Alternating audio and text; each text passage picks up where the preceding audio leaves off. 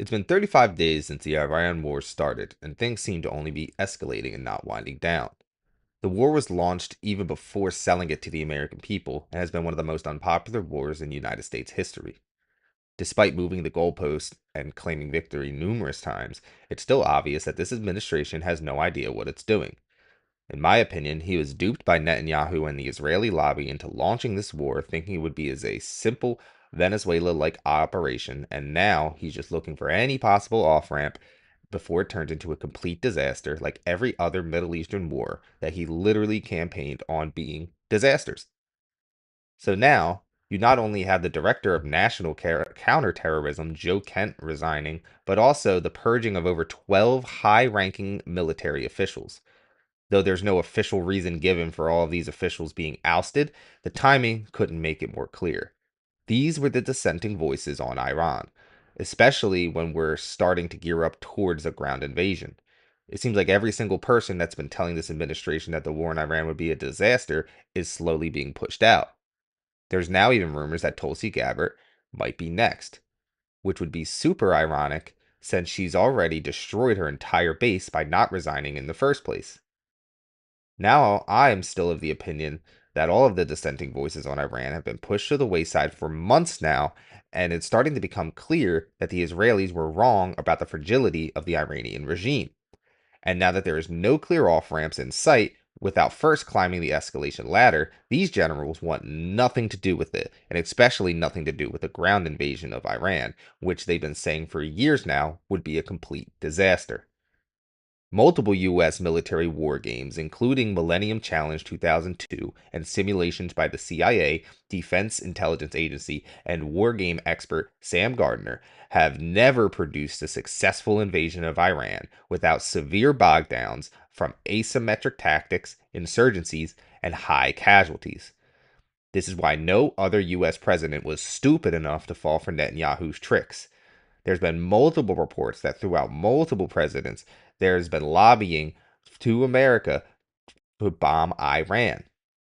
Here is CIA whistleblower John Kiriakou discussing this on Piers Morgan's show. I can tell you in all the years that I was in the CIA, no matter who the Israeli prime minister was, every single time an Israeli prime minister came to Washington, no matter who the president happened to be, the Israelis would say, "Please help us bomb Iran. Please help us bomb Iran. Please help us bomb Iran." And the presidents always said no until this one. I think that President Trump was duped by Benjamin Netanyahu, and now we're in a war that is not ours from the beginning, and that we cannot win. And this is another thing, too. My own experience in the CIA and at some of the highest levels of government. I was the executive assistant to the CIA's deputy director throughout the Iraq war. There's never an exit strategy. It's easy to attack a country. It's easy to overthrow a government. But then what do you do? That's the hard part. So now that we're in this war with no off-ramps in sight, it seems to be obviously clear that these war game scenarios and dissenting voices were correct the entire time. Since the war began, we've only strengthened the regime. Sanctions had to be eased. The Iranians are now selling oil for more money than they've ever been able to before, and they've successfully installed a toll road on the Strait of Hormuz, not allowing any ship that isn't paying them a fee or trading in Chinese yuan to go through. You've already had multiple countries, including India and France, that have made deals with Iran and paying their fee in order to continue to have the oil flow to their countries through the strait. Then, after these deals went through, Donald Trump attempted to frame them as a little gift from the Iranians to try to get ahead of the narrative that he's actually only helped strengthen their regime and not hurt it, and he's completely lost control. Trump has also claimed multiple times that because of all the leaders have been killed, that he's gotten regime change. This is completely retarded. The regime is still very much in place. You can call it a leader change if you want, but the Islamic Republic regime has never changed and is, if anything, stronger than ever. The Iranians have made it clear where they stand, and they've also made it clear that they are not negotiating with the U.S., especially Steve Witkoff and Jared Kushner, because of how the negotiations went before. The United States just can't be trusted. There has been report that they've requested to speak directly to JD Vance, as that's the only person in the administration they would trust, but it's hard to get an accurate reporting on this situation, as it's impossible to tell if they actually plan to talk to anyone or not, with both sides consistently lying. In most recent news, multiple U.S. aircrafts have gotten shot down in Iran. This comes after Trump claimed complete air superiority and stated Iran's air defenses have been completely destroyed. At least one of the aircrafts actually crashed in Iran and is now currently searching for a crew member after they have successfully saved the pilot. And what was Trump's response to all of this? This tweet, or truth. Keep the oil, anyone? Does anyone know what he's talking about? Because, I mean, I sure as hell don't. I'm assuming he's threatening to just keep all of Iran's oil now that they're, firing back. But I have no idea. For now, all we can do is wait and see what happens in this unpredictability of war. I'm hoping that Trump can find us an off ramp that doesn't turn this into an endless quagmire that everyone's been warning him that it would. However, with all the recent purging and the massive moves in military troops and ground troops in the area, there's over 50,000 in the Middle East right now. I fear that the situation is going to escalate and result in more U.S. military deaths that will then be used as reason to escalate even further, creating an endless war machine that only benefits the defense contractors and their investors while hurting the American people. So, in this episode of Vitko Verdict, we're going to be going over the Iran war so far. I'm going to include a compilation of all of the clips of these live streams and bonus episodes that I've been giving every week talking about the war in Iran. And it will start from the very first live stream I gave the day after the war started till the last live stream I gave, which was about a week ago. And hopefully, the next time I do a podcast on this subject, it will be about the end of this war. But of course, only time will tell. If you're interested in any of these full episodes, they are listed as bonus episodes or in the live section on YouTube. But without further ado, let's get into the Iran war so far.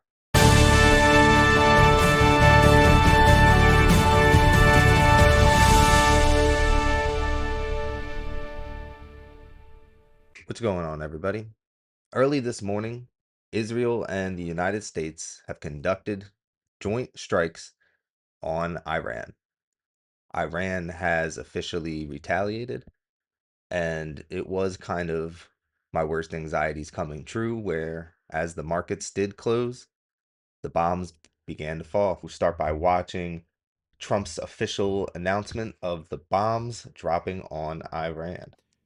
The United States military began major combat operations in Iran. Our objective is to defend the American people by eliminating imminent threats from the Iranian regime, a vicious group of very hard, terrible people. Its menacing activities directly endanger the United States, our defend our bases overseas, and our allies throughout the world. For 47 years, the Iranian regime has chanted death to America and waged an unending campaign of bloodshed and mass murder, targeting the United States, our troops, and the innocent people in many, many countries.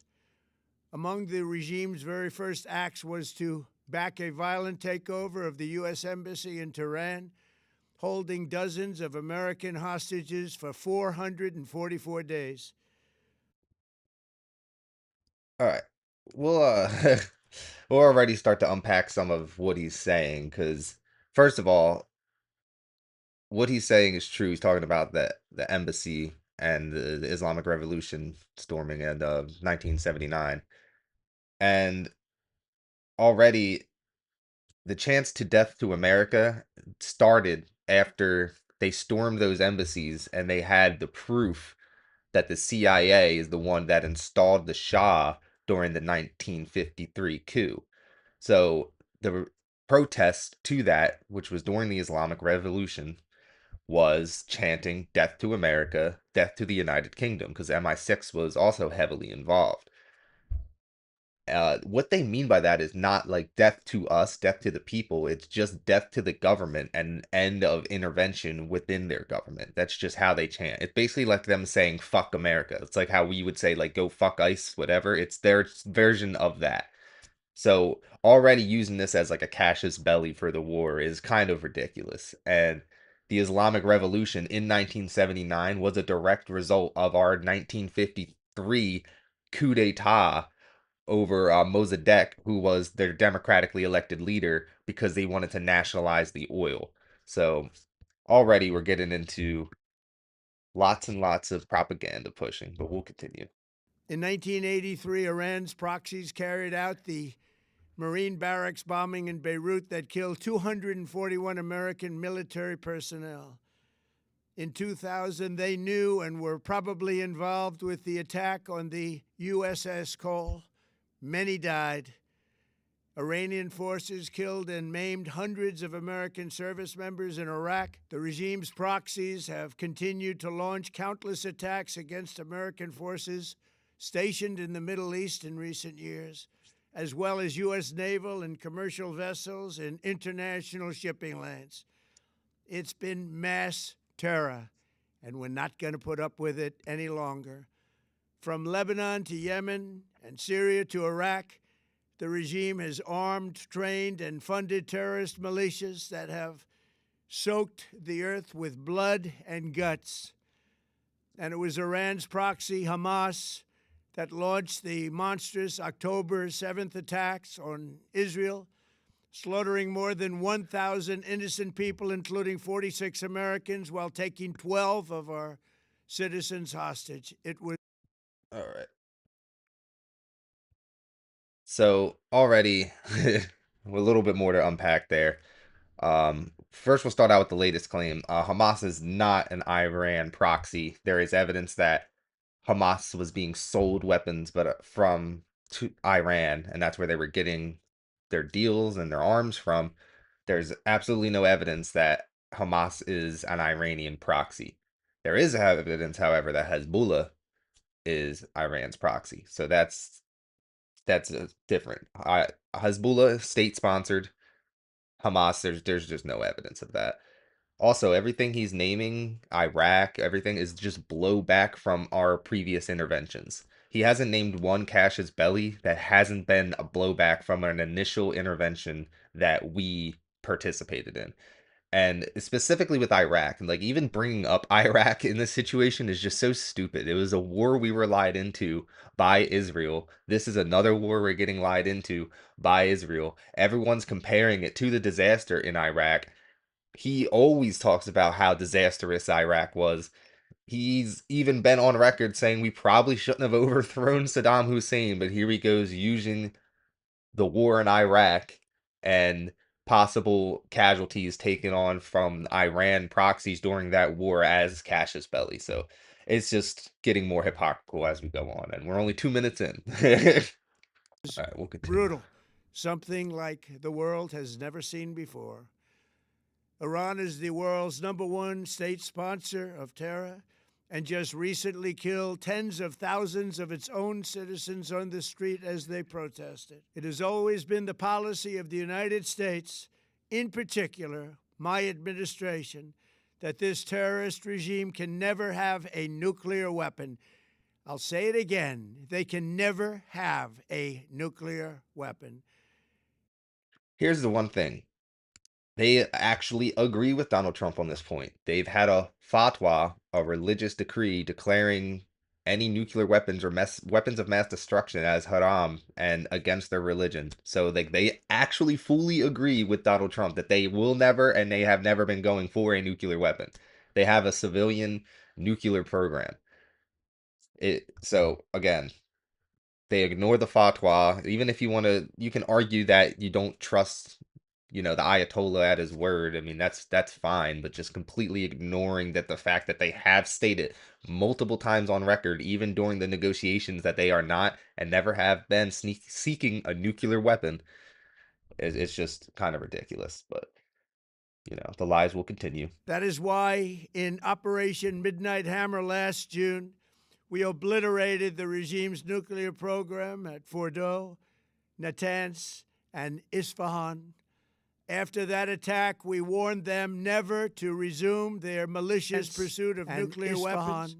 And we saw that attack. We warned them never to make a deal. Their malicious. They wanted to do it. They didn't want to do it. Again, they wanted to do it. They didn't want to do it. They didn't know what was happening. They just wanted to practice evil. But Iran refused, just as it has for decades and decades. They've rejected every opportunity to renounce their nuclear ambitions, and we can't take it anymore. All right. So again, we'll just point out they have renounced all of their nuclear weapons ambitions. I mean, I guess he didn't specifically say weapons there because he's talking about nuclear ambitions. Kind of like a politician, quick sleight of hand play on words, because I guess he's technically correct because they really they want a civilian nuclear program. They have an energy crisis, even though they have all this oil. They have brutal sanctions that are put on them from the country, so it's not like they can fully utilize all of the oil without some sort of infrastructure and selling some of this oil to make some money to actually have some sort of an economy, which I'm sure you'll hear him at some point bring up how, well, they're trading with our enemies, Iran and Russia, but of course it's because, or China and Russia. It's also, though, but it's because we put sanctions on them and these other countries, forcing all of these countries to be able to trade with each other and none of our other allies because of the sanctions. So of course then you have the BRICS nations forming, and it's like, oh look, they're trading with our enemies. It's like, yeah, because they have no choice. You're trying to crash their economy and get the people to turn on their regime. So it's just laughable. Let's Instead, they continue. attempted to rebuild their nuclear program and to continue developing long-range missiles that can now threaten our very good friends and allies in Europe, our troops stationed overseas, and could soon reach the American homeland. Just imagine how emboldened. He wants to say our allies in Israel, but he knows that the optics of saying that right now are just really terrible because it's just nobody's I mean, I'm not gonna say nobody, but the sentiment of Israel is becoming more negative than positive. So of course he's saying our allies in the West and our bases there, but it's like, yeah, how dare you put your military bases so close to Iran's borders? Like, shame on Iran's borders, I guess, for being so close to our military bases, what I should have said. But you know what I mean? It is just laughable. All of the reasons that they're trying to come up with is just hilarious. They're just clamoring for anything. This regime would be if they ever had and actually were armed with nuclear weapons as a means to deliver their message.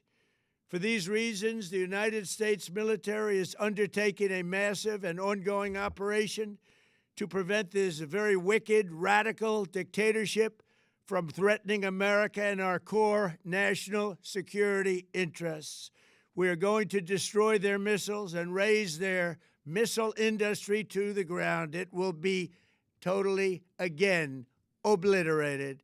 We're going to annihilate their Navy. We're going to ensure that the region's terrorist proxies can no longer destabilize the region or the world and attack our forces and no longer use their IEDs or roadside bombs, as they are sometimes called, to so gravely wound and kill thousands and thousands of people, including many Americans. And we will ensure that Iran does not obtain a nuclear weapon. It's a very simple message. They will never have a nuclear weapon. This regime will soon learn that no one should challenge the strength and might of the United States Armed Forces. I built and rebuilt our military in my. All right. Um, I guess I just want to point out I don't think they've ever challenged the United States armed military forces. I think they're defending the right to be a sovereign nation. But I mean, again, it's like all of this criticism doesn't make me pro Ayatollah regime, because that is not the case at all. If anything, I'd be pro like Mogadis, the democratically elected leader, like 1952. But like there hasn't been like an actual decent regime on a humanitarian level since then. So I'm not at all pro Ayatollah, but I'm 100% anti intervention in the United States with from in Iran by the United States. And I'm just kind of debunking everything and all these claims that he's making because he hasn't given one solid reason for these strikes yet.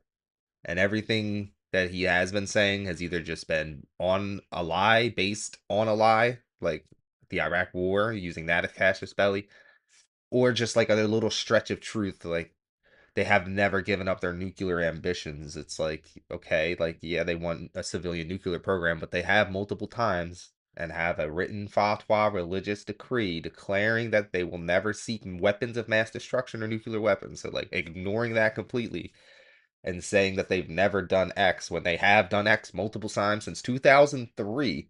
And the reason they did that in 2003 was because there was a good chance we were going to invade them with Iraq, and they wanted to prevent that by any means. It was 100% political, obviously. It doesn't mean it's not true. Doesn't mean they didn't say it. So it's just, it's apocryphal. But what do you First expect? administration, and there is no military on earth even close to its power, strength, or sophistication.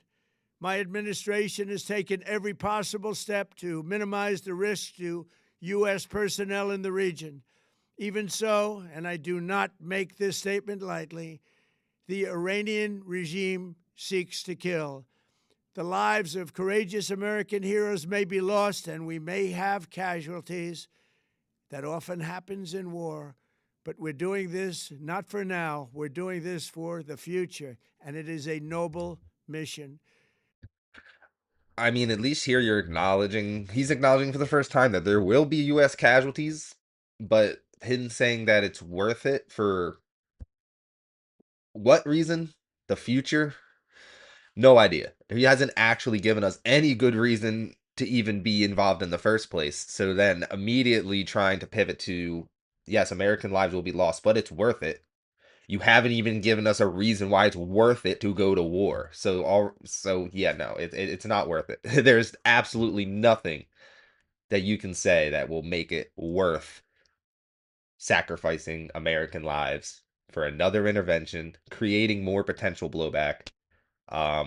What you're doing for the future is almost guaranteeing a 9/11 style terrorist attack from Iran. So, I am also going to be in the chat. Anyone have any questions as we're going through this? Wanted to say anything? Just I will be responding to chat as well. So put anything in there, We you pray for please. every service member as they selflessly risk their lives to ensure that Americans and our children will never be threatened by a nuclear armed Iran. We ask God to protect all of our heroes in harm's way, and we trust that with his help, the men and women of the armed forces will prevail.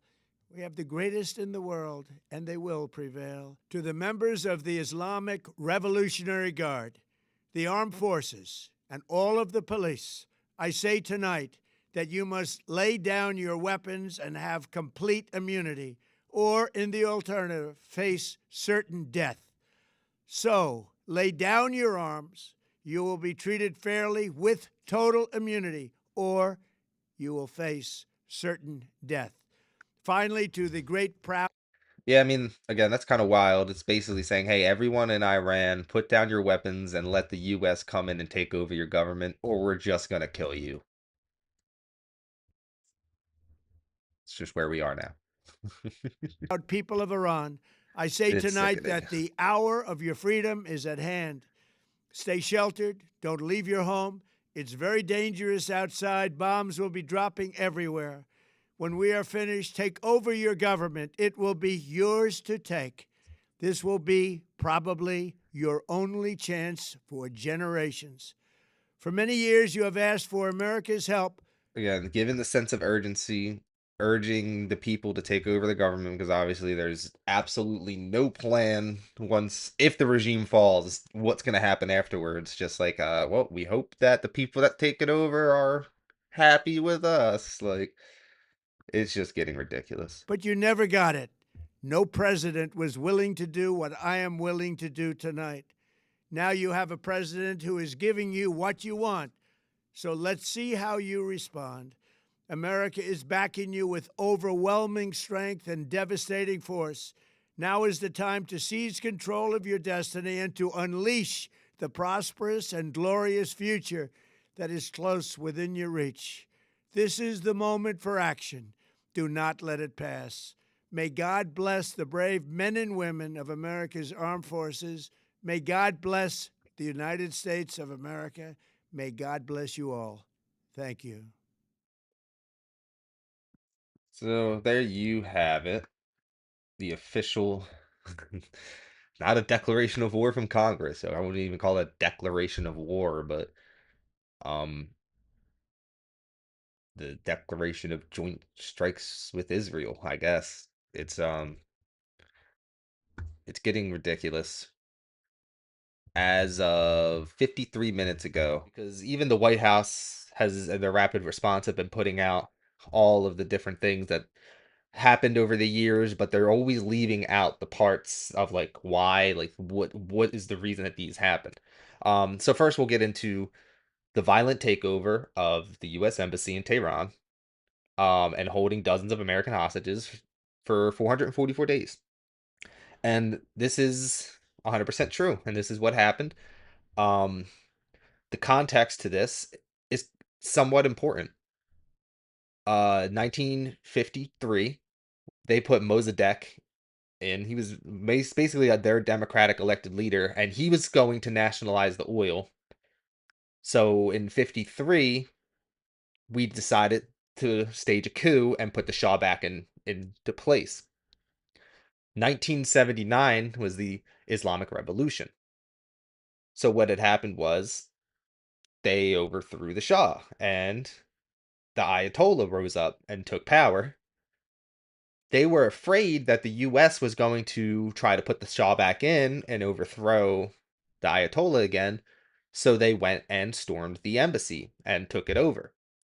During the storming of the embassy, the reason why all of these dozens of Americans were still in the embassy was because they were told to leave when the revolution first broke out. They didn't leave because they were shredding all of the documents and all of the evidence that they participated in Operation Ajax, which was the 1953 coup to overthrow Mossadegh and to install the Shah. So they got caught up in the middle of shredding these documents. They took these documents, they went to the high schools, all of the Iranians that overthrew them, and they said, hey, you know, you guys like puzzles. Put these shredded documents back together. And when they put them all back together, they had the actual evidence proof of Operation Ajax and that the Shah was just a CIA and MI6 puppet.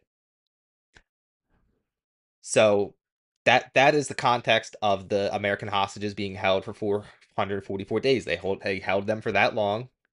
They they were there because of the coup, and we were already involved in them for years before this happened. We basically were directly involved with the Islamic Revolution. We could also get into Jimmy Carter, who was the president at the time, who decided, hey, we're not going to intervene. We're going to let it happen to see what happens, let it play out. And the CIA blames him for not letting the CIA go in and quell the Islamic Revolution before they took over the embassy and had the Ayatollah rise up, because they thought they were actually going, if they went in early enough, they would have been able to just basically keep the Shah in power.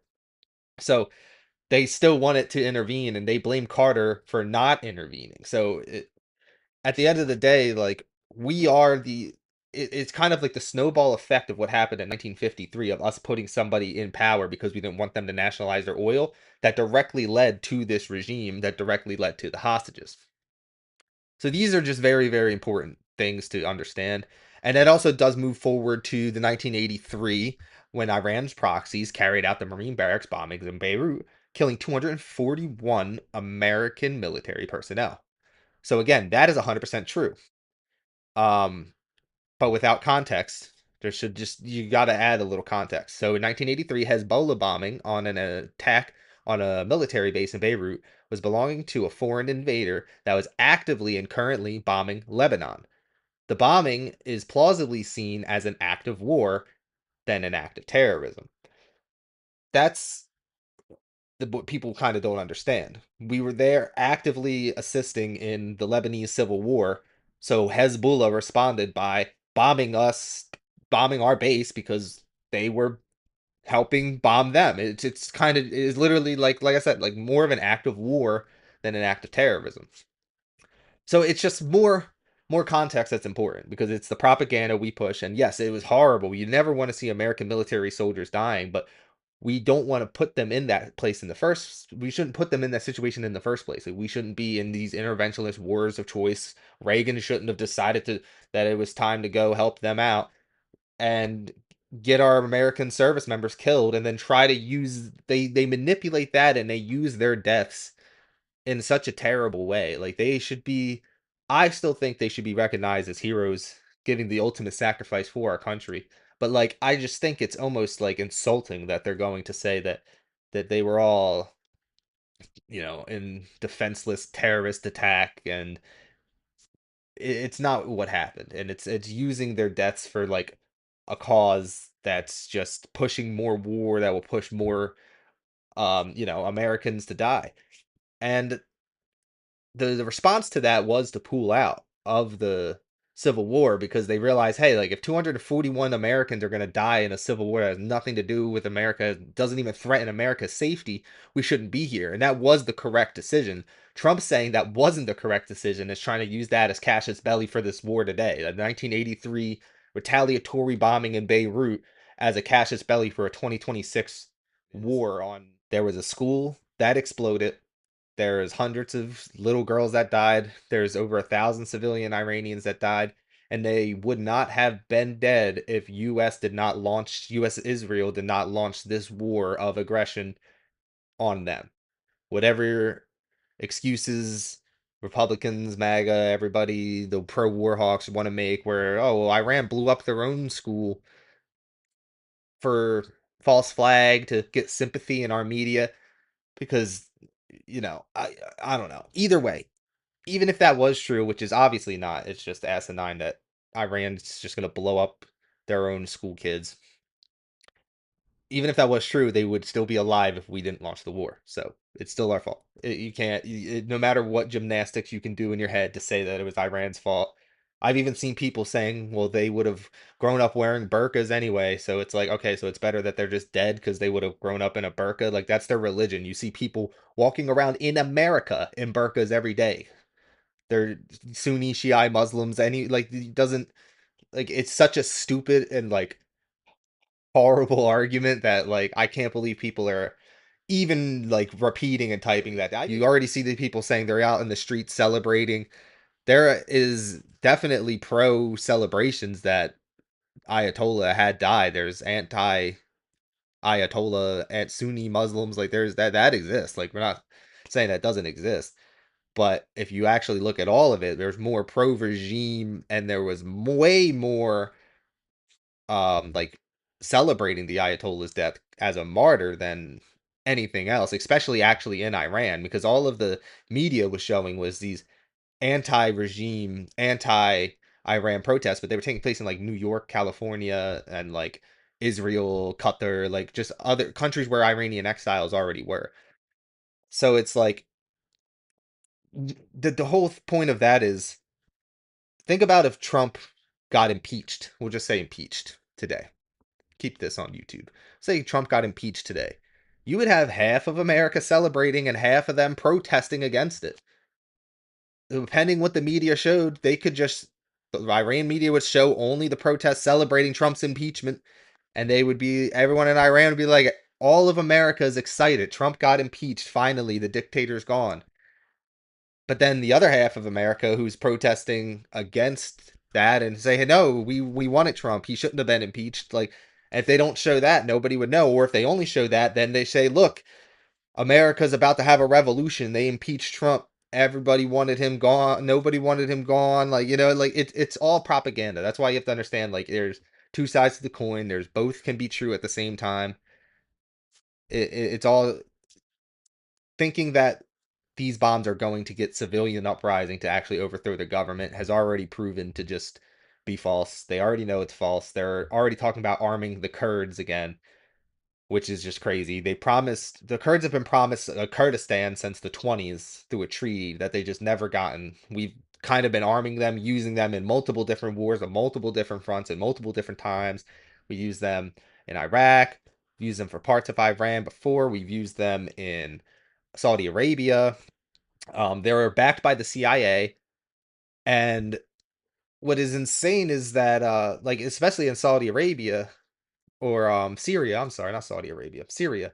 In Syria, the HTS, which was the former Al Qaeda affiliate that took over, they're actively fighting against the Kurds, which are backed by CIA as well. But both of them are fighting against ISIS, which is why we back the Kurds to fight ISIS.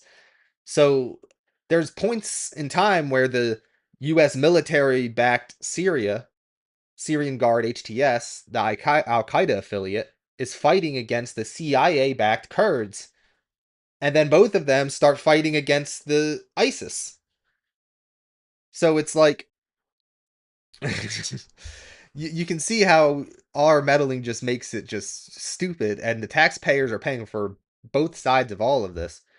And those are the people that we're gonna arm again and try to convince to, hey, this time you can get a Kurdistan, when it most likely is going to result in just a greater Israel project, and probably Turkey is going to come in and try to take some, and that's going to cause some issues. And Turkey could be next on the list. Which first we'll start with Iranian foreign minister talking about being afraid of a U.S. ground troop invasion on Iran. Let's get into this. Boots on the ground in Iran. Are you afraid of a U.S. invasion in your country? No, we are waiting for them. You are waiting for the U.S. military to invade the ground troops? Yes, because we are confident that we can confront them, and that would be a big disaster for them. Okay. First off, just the bewildered look on this NBC guy's face. I don't even know. It's like they all look the same. Like who have copy and paste NBC news anchors, just any anchor, like but he's just like, wait a minute. What? Like So you're saying that Iran is ready and willing to take on the U.S. military if there were to be ground troops? Well, we were ready for this war even more than the previous war. So you can see, the quality of our missiles, how much they are upgraded after the last war, because we learned lots of lessons. And we are prepared for any other eventuality, even, a ground invasion. So our soldiers are prepared for any scenario. When I said that we are waiting for them, it didn't mean that we are waiting for continuation of the war. No, but we have prepared ourselves to confront with any scenario, with any eventuality, any possibility, and we know that we can handle that. Are your allies Russia and China? so one, I mean, I don't think it should come to a surprise to most people who pay attention or know what's really going on. 12-Day War really showed them a lot. I mean, during the 12-Day War, Israel got bombarded, and Iran got to see what the Iron Dome really was about. And what they figured out was it can't block every single missile. It's not 100% of all the missiles. Like some of them are going to get through. The missiles they've been using are over 20 years old. Iran started stockpiling and constructing its ICBM program as soon as the Iraq war was taking place. The little bit of history there I went through in the first episode, Bush was invading Iraq. He wanted to invade Iran too. Iran, everybody told him was going to be a disaster. Like everybody knew it's not Iraq. Even Iraq, they thought was going to go better than it did, and it didn't. And Iran would just go so much worse. Um, so in response to that, the Ayatollah puts out his religious fatwa saying it is against the religion to get weapons of mass destruction. It's haram, um, get any type of weapons of mass destruction, nuclear, chemical. They specifically were calling against the chemical because U.S. famously supplied um, Saddam Hussein with chemical weapons to use against Iraq in the Iraq-Iran war, and they were giving both sides intel, actively trying to help both sides so they could destroy each other was the goal. Again, that's just some more context to everything. So the point being, after that fatwa, they started building the ICBM program because they were fully convinced that after Iraq, Iran was on the list. Like, U.S. was coming to it. Everybody, I'm not gonna say everybody knew about Leslie Clark's famous speech, but at this point, enough officials have people just don't understand, like, just because everyone in the public might not be aware that Wesley Clark gave this speech to overthrow 7 different countries in 5 years in Iraq, Iran, Syria, Somalia. Like, Iran is the last one on there that hasn't been done yet, and that was in 2001. And it was revival of the clean break strategy, which was a 1996 memo by Wormser that was given to the Israeli, then his first term Israeli Prime Minister Netanyahu. um, it was drafted for him, and he really didn't implement it that much, but they kind of go back to it once 9/11 happens, and it's revived by Leslie Clark, and they kind of put it all together, and they realize that they can use um, Israel can, use US interests as well, kind of saying, hey, like, we both have mutual interest in taking out these governments, so why don't we put our military and our assets and our intelligence together and do it together? Um, so all of this going on, Iran kind of figures we got to start building missiles. So they start stockpiling ICBMs, start stockpiling missiles, and they start stockpiling and making them specifically to hit Israel. And that's why all of them can hit them. Nothing happened for 20 years until the 12-day war. And when the 12-day war kicks off, that's when they start just hailing all the rockets they've had. These are rockets that they've had since 2003, 2006. They're all 20 plus years old, and they're just kind of testing the systems. And when they realize that some are getting through,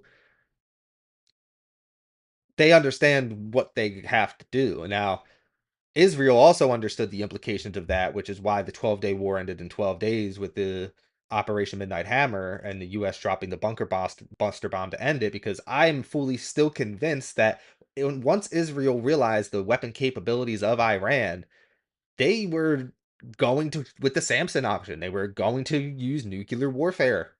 And the U.S. being this close allied with Israel, know that they will not be able to continue diplomatic relations with Israel if they actually drop a nuclear bomb on Iran. It would change the entire geopolitical landscape if nuclear bombs are used on any country by any country. Like, the implications of that are just, it's just insanity. That's that would be one of the worst case scenario situations that I'd go over, is Israel using a nuclear weapon on Iran, just because there's so many implications to what that could mean. We I don't think the US even wants to plan for that. And that's why they're, I'm not going to say doing whatever Israel wants, but at the same time, militarily, we are doing most of what Israel tells us to do, like full short of full annexation of West Bank and full genocide of Gaza and the Palestinians. Like, stopped very short of that, but just about letting them do whatever they want. We're gonna get another clip of the Iranian minister. This is a brand new one just from an hour ago, so this is more of a live reaction of saying they're not gonna do a ceasefire. Like, this is, we've learned from the 12-day war, we've learned from what just happened that we call for a ceasefire, we know it's not permanent. It's just so you can build up your munitions and then attack us again. So, like, this, we're gonna find a more permanent solution this time, rather than a little ceasefire. So let's get into this video. Would Iran accept to bring this war to an end? Well, actually, we are not at that point yet. Obviously, this time is different from the previous time. Last time we accepted the ceasefire, but this time is quite different, and the reason is obvious. Last time they attacked us, they made aggression against us, they killed our people, they destroyed our places, and then asked for a ceasefire, and we accepted out of good faith, because we were only exercising the act of self-defense. And when the aggression was stopped, we stopped too. But it didn't bring about peace.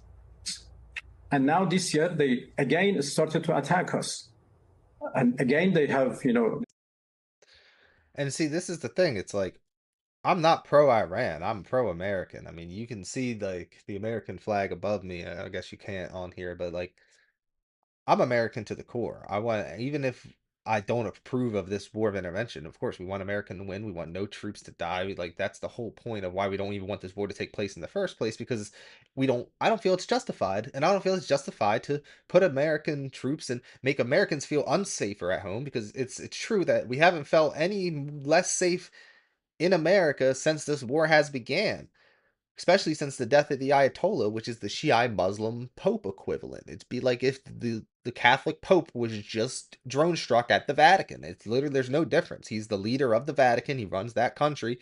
He's the leader of a sect of Christianity, the Catholics.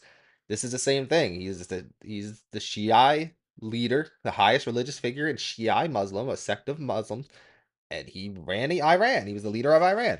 So obviously,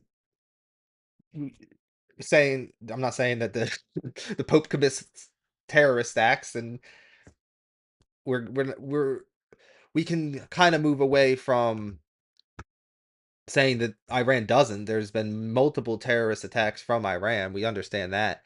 Um, the 12-day war was a war of aggression against Iran by Israel. In the middle of those negotiations, the U.S. bombed them. They signed a ceasefire. It has been 100% peaceful since then. I don't even think Iran's proxies and Hezbollah or the Houthis in Yemen even did anything since the 12-day war. Like it was actually peace until this new breach, again, in the middle of talks. They were still thinking that the talks were going through. We were still all good. There are reports that the Ayatollah knew that he was being bombed, and as an 85-year-old man, it's also being reported he had prostate cancer. He decided to become a martyr, because we'll get into this a little bit later, but becoming a martyr in Islam's already in the Quran looked at very highly, but specifically in the Shia Islam religion, the sect, it is like the highest of highs. Girl students, they are attacking hospitals, freshwater desalinations, refineries, everywhere. People have been killed, places have been destroyed, and now they want to ask for a ceasefire again. Well, this doesn't work like this. So there should be a permanent end of the war. And unless we get to that, I think we need to, No casus belli that's happened that we have that justifies us just going and intervening. The other thing that people are saying is the 30,000 civilians that have been killed. And we do got to just kind of, I guess, spend a little bit debunking that. These are all unsubstantiated numbers. When you go down to the source of where that 30,000 came from, it came from one single source from Israeli government, anonymous. It's not like and it was an Israeli agent in Iran. So it was a Mossad agent that was in Iran that anonymously reported this. That's where that number comes from. If we look at what actually happened, it's usually the numbers that seem the most accurate are between 2 to 12,000, and that's still a huge discrepancy. And what happened was it was economic, peaceful protests because of the sanctions that we placed on them that collapsed their dollar. They were protesting their government because the dollar's collapsed and they need to do something. Like people are hungry, the businesses are failing. It was just businesses that were protesting. All of a sudden, people were showing up armed and killing security officers, killing cops, just murdering them, and started trying to cause a violent uprising. All the peaceful protesters left. And all you had were these different little militant groups just battling the state force. You had over 1,000 Iranian state security officers die in this skirmish, and it's between 2 to 12,000 civilians that died in the skirmishes as well. It was 100% an armed insurrection, most likely by Mossad and CIA, because when they cut off the internet connection and they were able to cut off the satellites from Starlink, the communications between the two groups and the Mossad agents stopped, and so did the violence immediately. That's why You had Trump trying to tell them to take the institutions. This is it. We're coming. We're bombing. And you had a bunch of militias rise up and nothing happened. It wasn't the reason they couldn't overthrow their government then wasn't because 30,000 of them were slaughtered, is because the people didn't want to overthrow their government. It was random little militia groups that were, and little Mossad agent groups that were trying to get it to happen. But they don't want to overthrow their government. They just want the sanctions released. They want to be able to free trade with the world economy. They want to be able to make money. They just want to be able to survive. So using the 33,000 dead civilian Iranians as like a casus belli as a reason to go in, number one, is stupid and it's wrong. Number two, the reason why it also would be stupid if it was true was because if 30,000 people died trying to actually overthrow the United States government, they would be labeled as domestic terrorists trying to overthrow the United States government, and they would have been labeled as rightly executed. They would not ever be labeled as peaceful protesters. That's not how revolutions happen. You can't just go in and armed overthrow a government and expect the government to just let you in. Because if we went and tried to do that right now, we would get fucked. And the reason why we know that is true is because the prank of everyone storming Area 51, they can't stop us all. They literally responded by like, no, we will stop you all. And that's why nobody stormed it. So like to think that like a government's not going to defend themselves is asinine as well. It's not a casus belli for invading a country. It's not casus belli for war. And I'll say this again, America has never been more unsafe since we started the war. We were safer before. They had never posed a threat to us. It's an illegal war because of that. And now we're more unstable than ever just because we're opening ourselves up to some type of retaliatory terrorist attack. We've already seen one instance of blowback in Austin, Texas, with a shooting that took place. The guy had an Iranian flag draped around him in a hoodie with some type of statement pertaining to Allah. That's like immediate blowback as soon as the Ayatollah died. If a holy war gets declared, that's where it's going to get insane, in my opinion. Continue fighting the rest of this for the sake of our people and our security. We are going to get to the reports about some of the deaths in just a moment, but just to stay on this topic, would Iran ever agree to a ceasefire to get back to the negotiating table to end all of this military conflict? Well, they have to explain why they started this aggression before we come to the point to even consider a ceasefire. Of course, nobody wants to continue this war. This is not our war. This is not the war of our choice. This is imposed on us by the United States, by Israelis. They have, started this war unprovoked, unwarranted, illegally, and what we are doing is legal act of self-defense, and we have every right to do that. So it is not fair that if only it stops the aggression and ask us to stop too. As I said, this time is different. So here is Mike Johnson saying it is Iran who has declared war on us. Iran has attacked 3 of our U.S. embassies in the last couple of days. Okay, those are sovereign territories of the U.S. They have declared war on us. I don't believe in the semantics. We've talked about the language this morning. We're not at war right now. We're 4 days in to a very specific, clear mission, an Operation Epic Fury, which has 2 components, as you know, that we have articulated over and over. The president has, the Commander of the Joint Chiefs, everybody has explained. Iran has attacked 3 of our U.S. Yeah, so they've declared war on us. It's one-sided, though. It's not a war, so we didn't need congressional approval. This was 4 days in.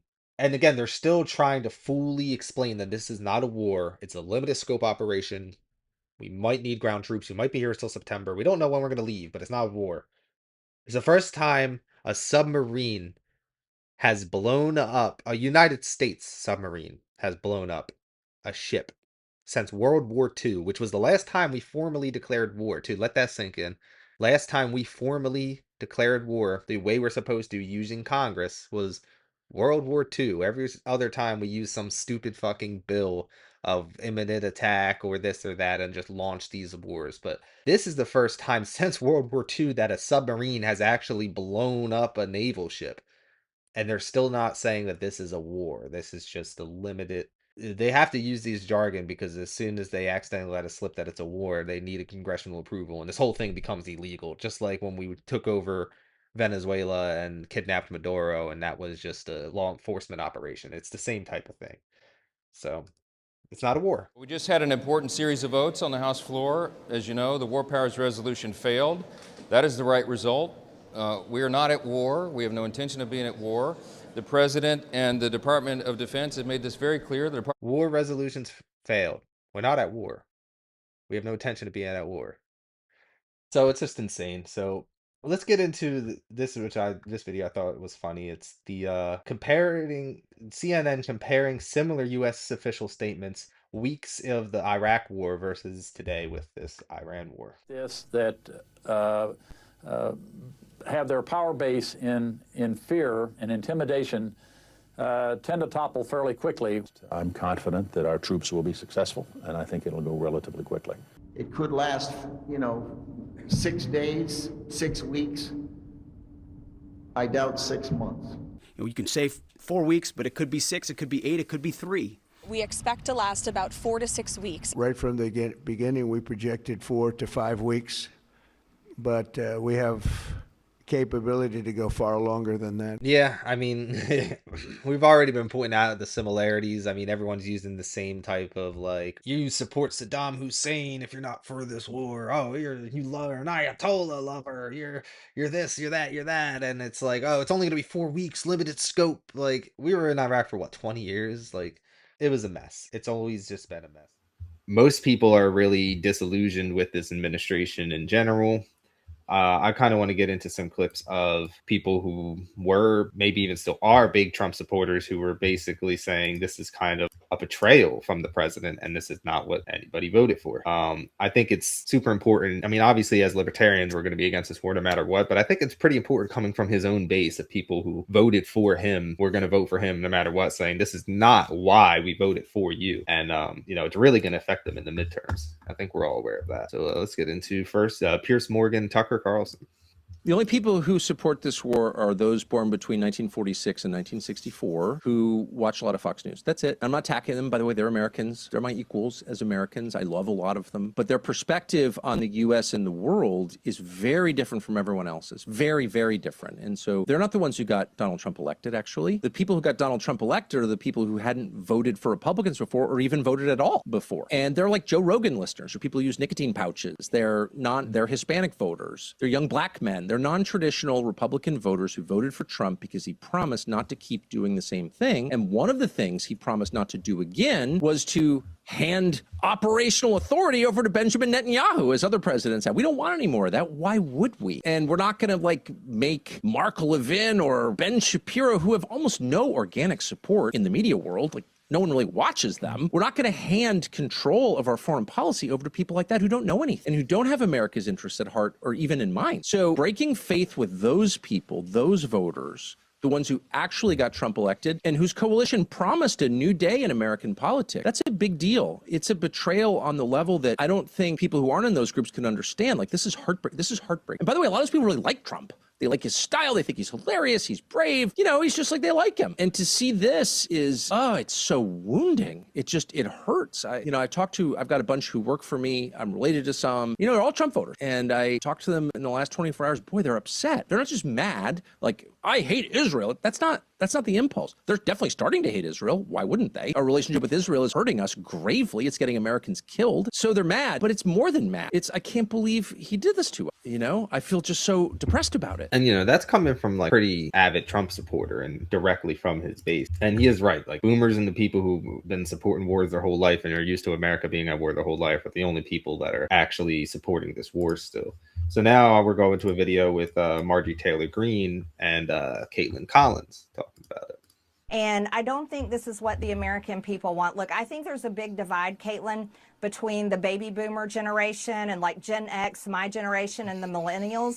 Our generations have been the ones that have been sent to fight these wars in the Middle East, and our generations have paid a huge cost, and we want to see it over with. But yet it's the baby boomers that are in power, that are just clinging to power, living out the end of their days. It really angers me, Caitlin, because I feel like they're ruining it for the rest of us. They're leaving us with tens of trillions of national debt. Only 7 years from now, Social Security is going to be bankrupt. So me and you, so our Social Security payments are going to be basically attacked, and we may never see a Social Security check. So the direction of America and the divide between the generations, where many baby boomers are supporting this war because that's what they've been told on television, where many of us, we get our news from alternate sources and international news, and we know what's going on. You know, here's the message for the rest of the world. The younger generations of Americans, we don't want war with the world. We want peace. We desperately want peace between all of our nations.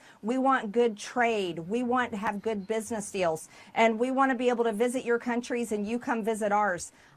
This is not what we want. This is not what we voted for.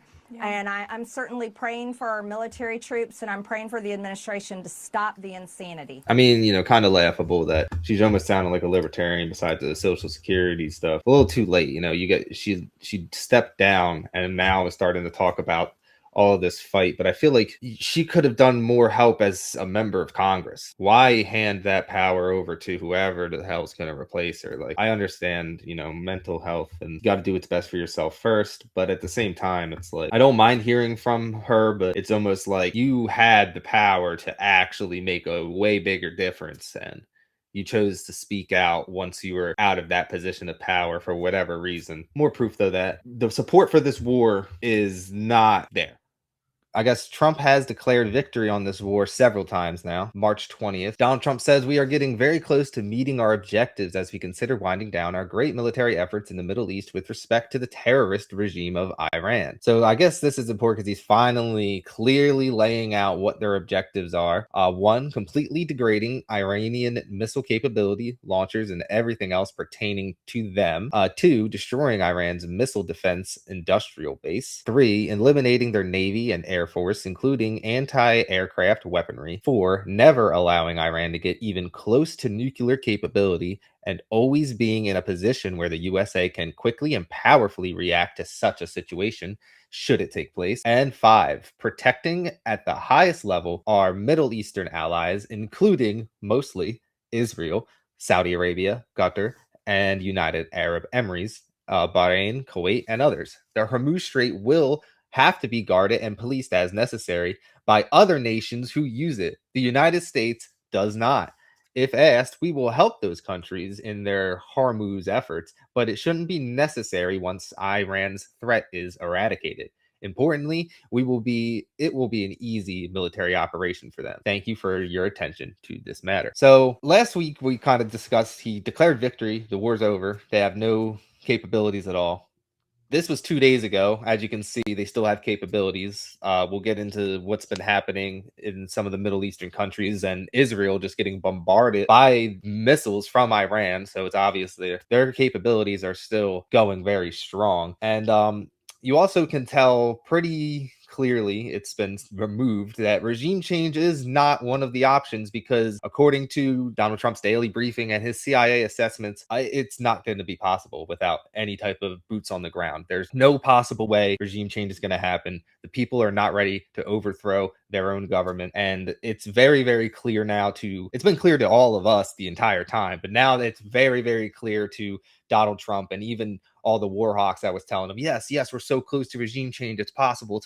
But they know now that, it's not going to be possible. So like they really did just kind of remove that from one of our goals, which is a good thing because that would have ended up in a quagmire that could have kept us there for honestly indefinitely, which still could happen at this point. But I think the fifth one is really interesting, not just to highlight, obviously Israel being first on the list, but the fact that he's kind of acknowledging that we've completely obliterated the safety of the Strait of Hormuz, and everyone who uses it is kind of completely just fucked out of the situation because they can't pass through the strait unless they're allied with Iran. Anyone that has to deal with the US or as an ally to the US, they can't pass through the strait. So saying that it's closed is wrong. It is open, but it's only open to Iranian allies like Russia and China.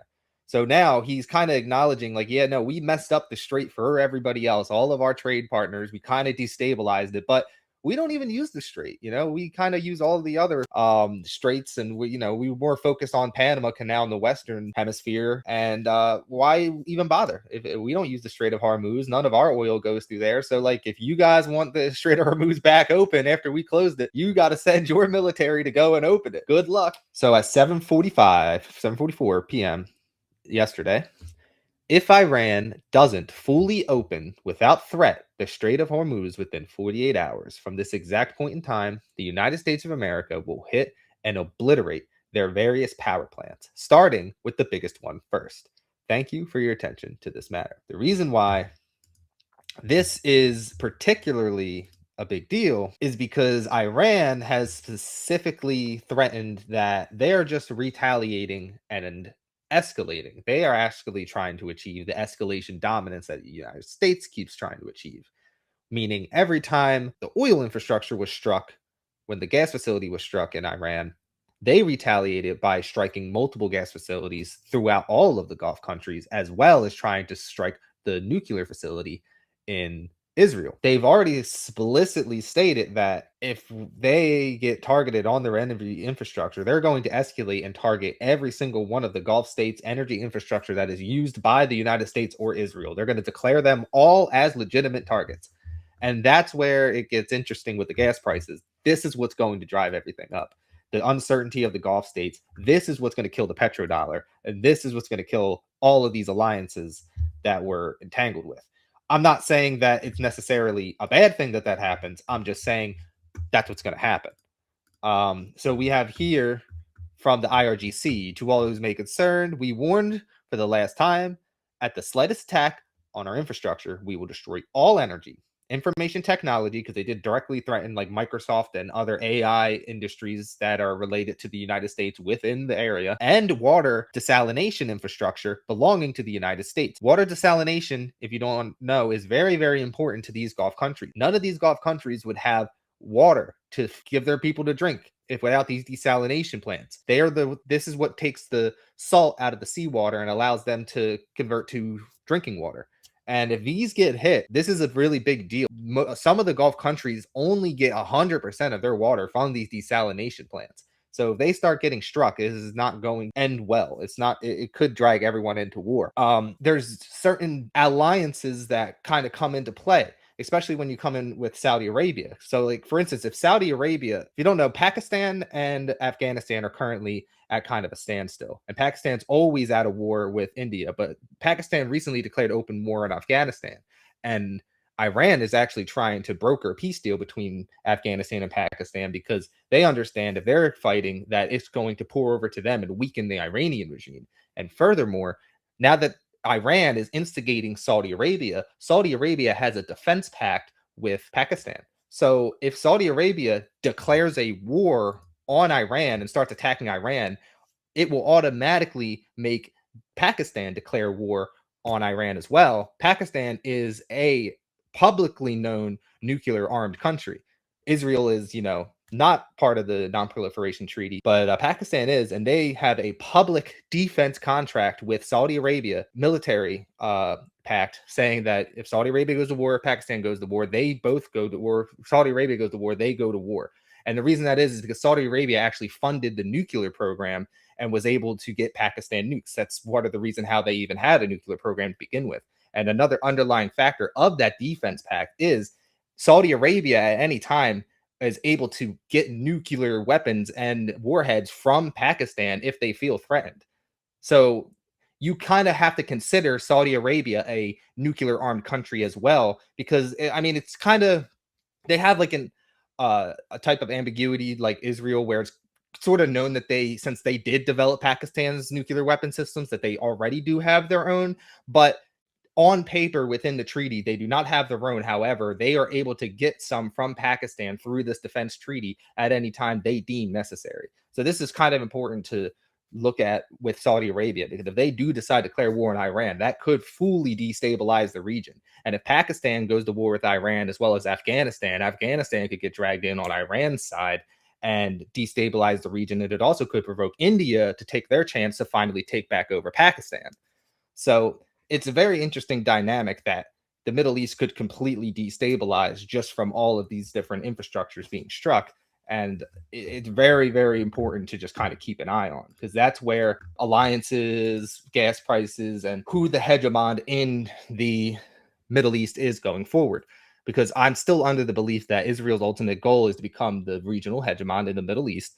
And what that entails is getting the United States out of the Middle East. So they're trying to make it known that it is not safe for you to host the United States in any of your bases or any of your countries, because now you're legitimate targets, and they're going to expel them and let Israel deal with the security. And you already see UAE, Saudi Arabia, and all these other countries starting to play ball with Israel and starting to publicly condemn Iran, and they're siding with Israel on this. And it's pretty clear that their move to become the regional hegemon is actually starting to take effect and starting to work, and it could actually expel the United States from that region. Not that I personally think it's a bad thing. I don't think we should be there at all. I'm just saying this is their underlying goal, so we can't keep getting sucked into an endless quagmire and use all of our money just so Israel can get us out, because I do think that is the whole entire point.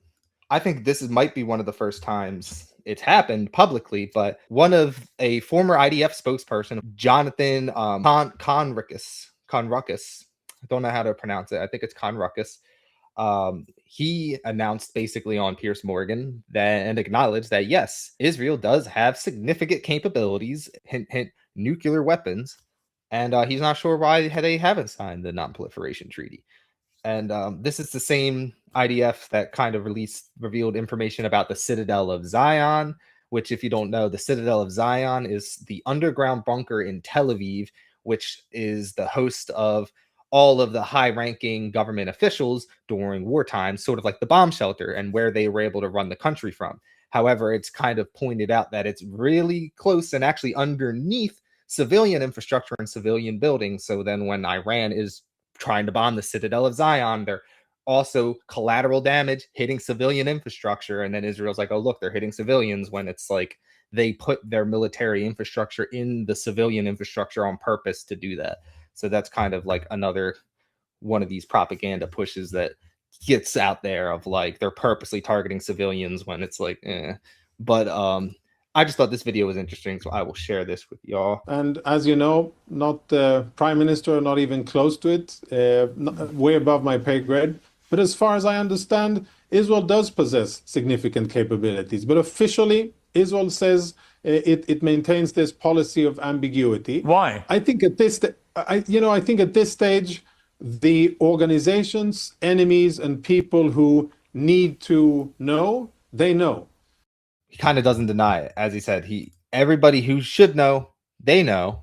Basically saying like the governments know, people who know, it's not that big of a secret anymore, but they still have this policy of ambiguity. It's important to note that Iran has signed the non-proliferation treaty, but not Israel. I think every single Gulf country has signed the non-proliferation treaty except Israel. Pretty certain that is the case. My favorite, Pete Hegseth again, explaining why Iran is different than the U.S. There's going to be some very introspective stuff, so get ready. Energy-rich country, could be, should be. Instead, like so many other places driven by a radical ideology, they've spent that money instead of investing in their people. And that's why you had millions of Iranians protesting, because they felt like their quality of life didn't match what it could be or should be.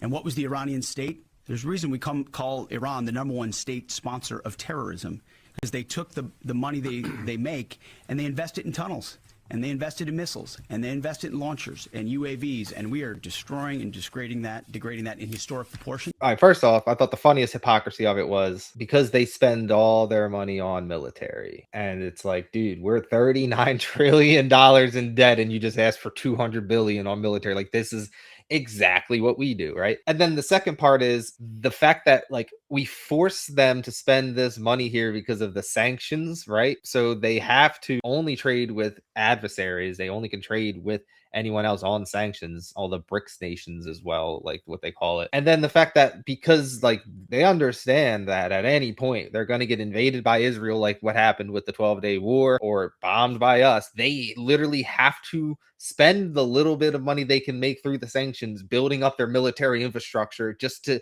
have some type of defense for their civilians. So saying that the reason why we're in there is because they only spend their money on this and that's why all their people are suffering, it's like, no, I mean, technically you're forcing them to spend their money on all defense and military infrastructure because of the consistent threat to invade them and the sanctions as well. So like, how about if you relieved the sanctions and you didn't consistently threat to just invade every Middle Eastern country that wasn't playing ball with our oil interests? That might actually encourage them to spend money on their actual people and not just defensive infrastructure. So it's not, again, like I'm not trying to like justify the Iranian regime because obviously it's a hardline regime, but it's just hilariously hypocritical and so like just stupid. Like it's such a stupid statement. And then the fact that like also we spend $1 trillion a year, we're trying to get 1.5 while we're all this money in debt. Like we spend stupid amounts of money on the military and don't give it back to our people. So here's another interesting story that's going around. It was actually brought to light to me by a family member.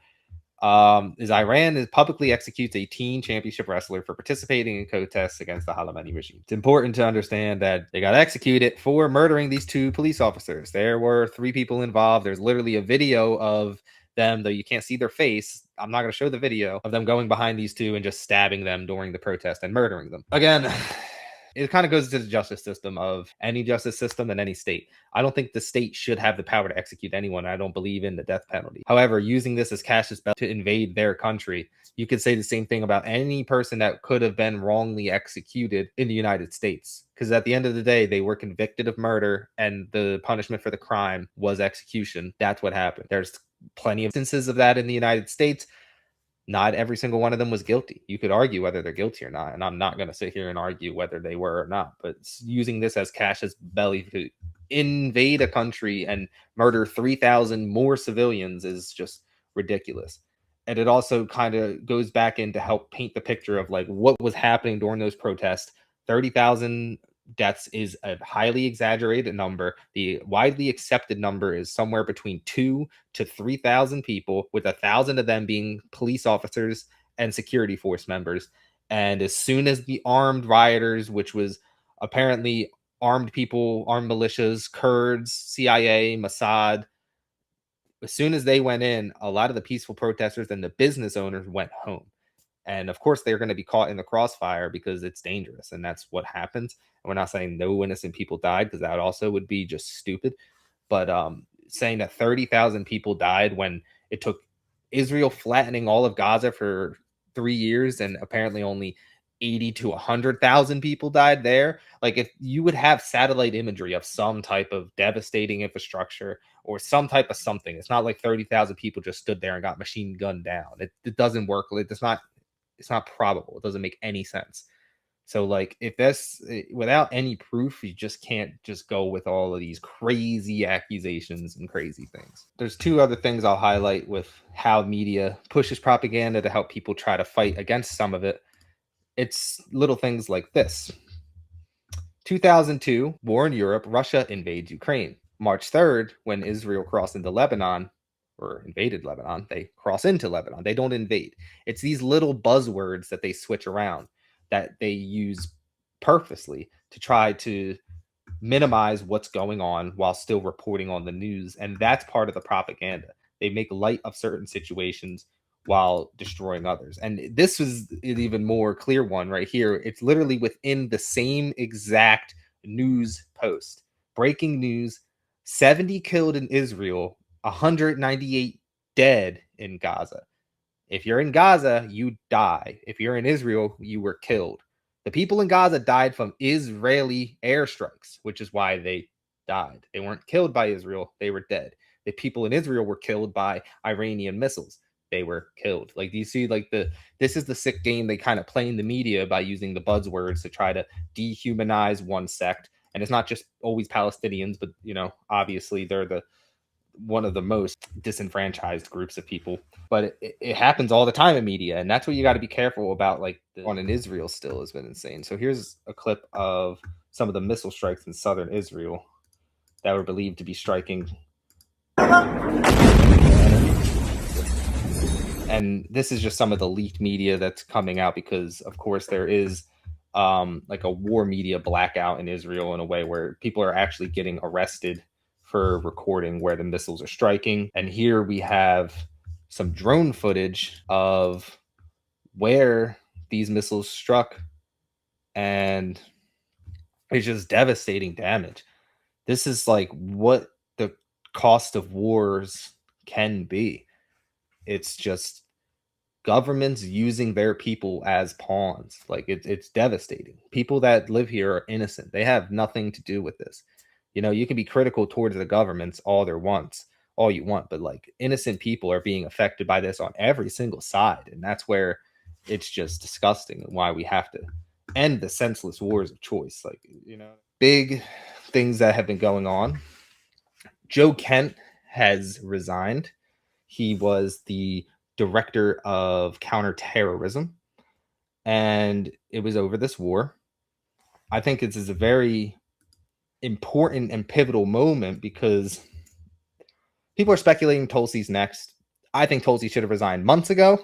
She ran in 2020 on No War with Iran. She sold t-shirts for No War in Iran. And this guy directly worked underneath of Tulsi. So who knows if she's going to go into next. She did recently speak at a hearing, which we will get into as well. But I just want to highlight some of what Joe Kent said and what he was going over recently. He's been doing a number of interviews, so he's putting out lots of content. He's being very transparent. I hope this doesn't bite him in the ass, and I hope he's able to articulate himself without accidentally divulging anything that could get him in trouble, because they only ever go after whistleblowers and not the people committing the actual crimes. So we will say, like, I hope he's doing everything correctly. I think he's very intelligent. I believe he is. So here he is 2 days ago on the Scott Horton show. I believe this was actually the second interview he did after the Tucker Carlson show. And he goes into some important stuff. So I kind of just want to share this with y'all. Let's do that. All right. I also am not an anti-Semite. So apparently you have other motives for your criticisms of American policy, even so badly that you would resign over them, other than a hatred of some religious, ethnic type group.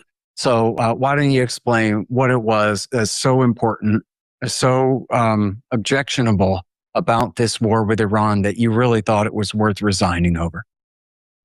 Yeah. So look, my bottom line is that I believe that this war, especially the timing of it, was largely driven by the Israelis' agenda and the Israelis' timeline, and we were forced to react, plunging us into this conflict. Now, there's been a lot of debate over whether there was an imminent threat or not. However, Secretary of State Marco Rubio, the President, the Speaker of the House, they've all come out and said that we launched this attack because we knew that the Israelis were going to attack as well. And so I think that tells you pretty much most of what you need to know. I think it's really important he highlights that, because that's kind of what I was saying earlier. Multiple officials have said exactly that, and now they've come out and backtracked it, and Netanyahu had to come out and backtrack and apologize and say, no, nobody pushes Donald Trump to do anything. And I think that's the political theater. I think it kind of got to the point where people who were dissonant and against this war got iced out, and all of the pro-Israeli and war hawks were the only voices in Trump's ear, especially after the success in Venezuela. And they were just able to really hook, line, and sinker sell Trump this war and tell him that it's a good idea to go through with it. So no, I think it's important that Joe's highlighting this. That the Israelis were the ones in the driver's seat. And I just think that is completely an irresponsible way for us to conduct ourselves as far as foreign policy goes. We provide Israel everything that they need, or I would say the majority of what they need to defend themselves, but also to go on the offense. And so if we're going to provide them with this level of support, then they need to adhere to our timelines and they need to adhere to our strategic objectives, or they need to be comfortable with going it alone. And if an attack is imminent because of an action a so-called ally is taking, then I think we really need to reassess what that relationship truly is. In my time at NCTC and the White House at this capacity, I just saw an ecosystem that was created around President Trump between influential members of the media, such as Mark Levin, Dubowitz, think tanks like FDD, Wall Street Journal editorial pages, et cetera, but then also high-ranking Israeli officials and then some advocates, donors, et cetera, that created an ecosystem around President Trump that told him that, you said that President Trump said that Iran could never have a nuclear weapon, but if they can enrich uranium, then they're going to be able to have a nuclear weapon. All President Trump had ever said was Iran can't have a nuclear weapon. And I think most people agree with that. I agree with it. And actually, the former Ayatollah, before he was killed, he agreed with that too, and strictly enforced a red line with his own government and his own military.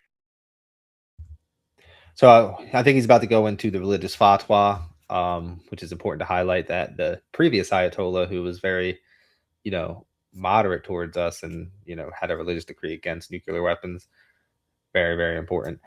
But what he's highlighting is just kind of what the crux of everyone's criticisms of this war have been. It's kind of what I was saying the whole time. The people who Trump's listening to and all of the pro-war voices, it's obvious that they have an ulterior motive, which is what Israel wants as well. And it's not to say there's absolutely no other reason America got into this war, because I already laid out there's plenty of actual reasons, specifically to do with oil, why it would be in America's best interest to put a new regime into Iran. So saying that it's all Israel is just stupid, but saying that it's not Israel has nothing to do with it is also stupid. So we do got to highlight all of these things. So let's let Joe go into this. Actually, I do want to let him continue. But they were not allowed to actually enrich and develop a nuclear weapon. They could enrich, but they couldn't develop a nuclear weapon. So the Israelis came in using their official back channels, their unofficial channels, and then also the media to create an artificial red line and say that there could be no enrichment. And that was basically laundered into official U.S. policy that took away the president's decision-making space. And so my issue was that accurate information wasn't being given to the president. The Israelis were largely in the driver's seat of driving our policies. And I think this is a disservice, not just to the American people, but also to President Trump. And it's kind of exactly what I feared. I highlighted that in the last stream. I said, look, this is what it seems like's happening. And Joe Kent more or less just kind of confirms it with the future of the assessment of the intelligence community that there was a, quote, imminent nuclear threat posed by the Iranian regime, yes or no? Senator, the only person who can determine what is and is not an imminent threat is the president. False. This is the worldwide threats hearing where you present to Congress national intelligence, timely, objective, and independent of political considerations. You've stated today. So this is that political jargon of the only person who can declare an imminent threat is the president of the United States. And it's she's doing this thing where it's if you're talking about who can declare somebody an imminent threat enough to make that a casus belli for a preemptive strike on war, you might be correct in the sense of policy, but he's not talking about policy. He's literally just asking the question of, do you think as the director of national intelligence that Iran poses an imminent threat? And she just refuses to answer the question, saying, well, the only person who can determine an imminent threat, that's not what he's asking. It's obvious that she knew there wasn't an imminent threat, and she does not want to go against the Trump administration, which is very upsetting, and is trying to save face politically as well. I heard rumors that I think Tim Pool was going over how he thinks she could resign, and then try to make a push for a 2028 presidential run, but as a Democrat, and be the moderate, close to anti-war Democrat option. And then basically just go against Rubio if she gets the primary. And then you have just two kind of pro-Israel, kind of pro-war options. And that's what they want. I think that's a long shot conspiracy. I do not think that's what's happening. There are some people that, think that could happen. But Tulsi already left the Democratic Party once. There's absolutely no way that she's going to be able to just kind of weasel her way back in, especially being part of the Trump administration, especially being part of the Trump administration now and not talking bad about him when she specifically sold shirts that said no war with Iran. So it's going to be interesting to see what happens going forward. What's going on, Amity? Thank you for saying it is a great show, and I did miss you, Terry. How you doing? I've got to get used to having the chat up here. I'm trying to be more interactive with the chat as I go live, because these are supposed to be like the special live versions of the podcast, and then eventually like the podcast version will be out, so you all get blessed with the the sneak preview and the behind the scenes bloopers before I do all the editing. So it's going to be pretty cool. I don't know, the new format I'm trying out. We can finish this video. Let's get into it. That the intelligence community's assessment is that Iran's nuclear enrichment program was obliterated, and that, quote, there had been no efforts since then to try to rebuild their enrichment capability. Was it the intelligence community's assessment that nevertheless, despite this obliteration, there was a, quote, imminent nuclear threat posed by the Iranian regime? Yes or no? It is not the intelligence community's responsibility to determine what is and is not an imminent threat. Okay. That is up to the Here's president the problem. based on a volume No, of it is information precisely that he receives. it is precisely your responsibility to determine what constitutes a threat to the United States. This is the worldwide threats hearing. Just pretty telling. I don't know. It's one of those things where she's playing the political game. And you can blame her for playing the political game if you want. I just think it's, especially coming from Tulsi Gabbard, who specifically I thought was going to be a very good voice in the anti-war party. It's just very disappointing. Very, very, very disappointing. So I also think that this is an important clip to highlight. To the brutal Islamic Revolutionary Guard Corps and their most hardline commanders, correct? That is the intelligence community assessment. He was involved in ordering violent crackdowns on Iranian protesters, including their murder, correct? Yes. And we don't know. I'm going to preface this a little bit. They're talking about the new Khamenei, the new Ayatollah, basically highlighting how, from all intelligence reports, he is a way more hardline character that directly runs the IRGC than his father was.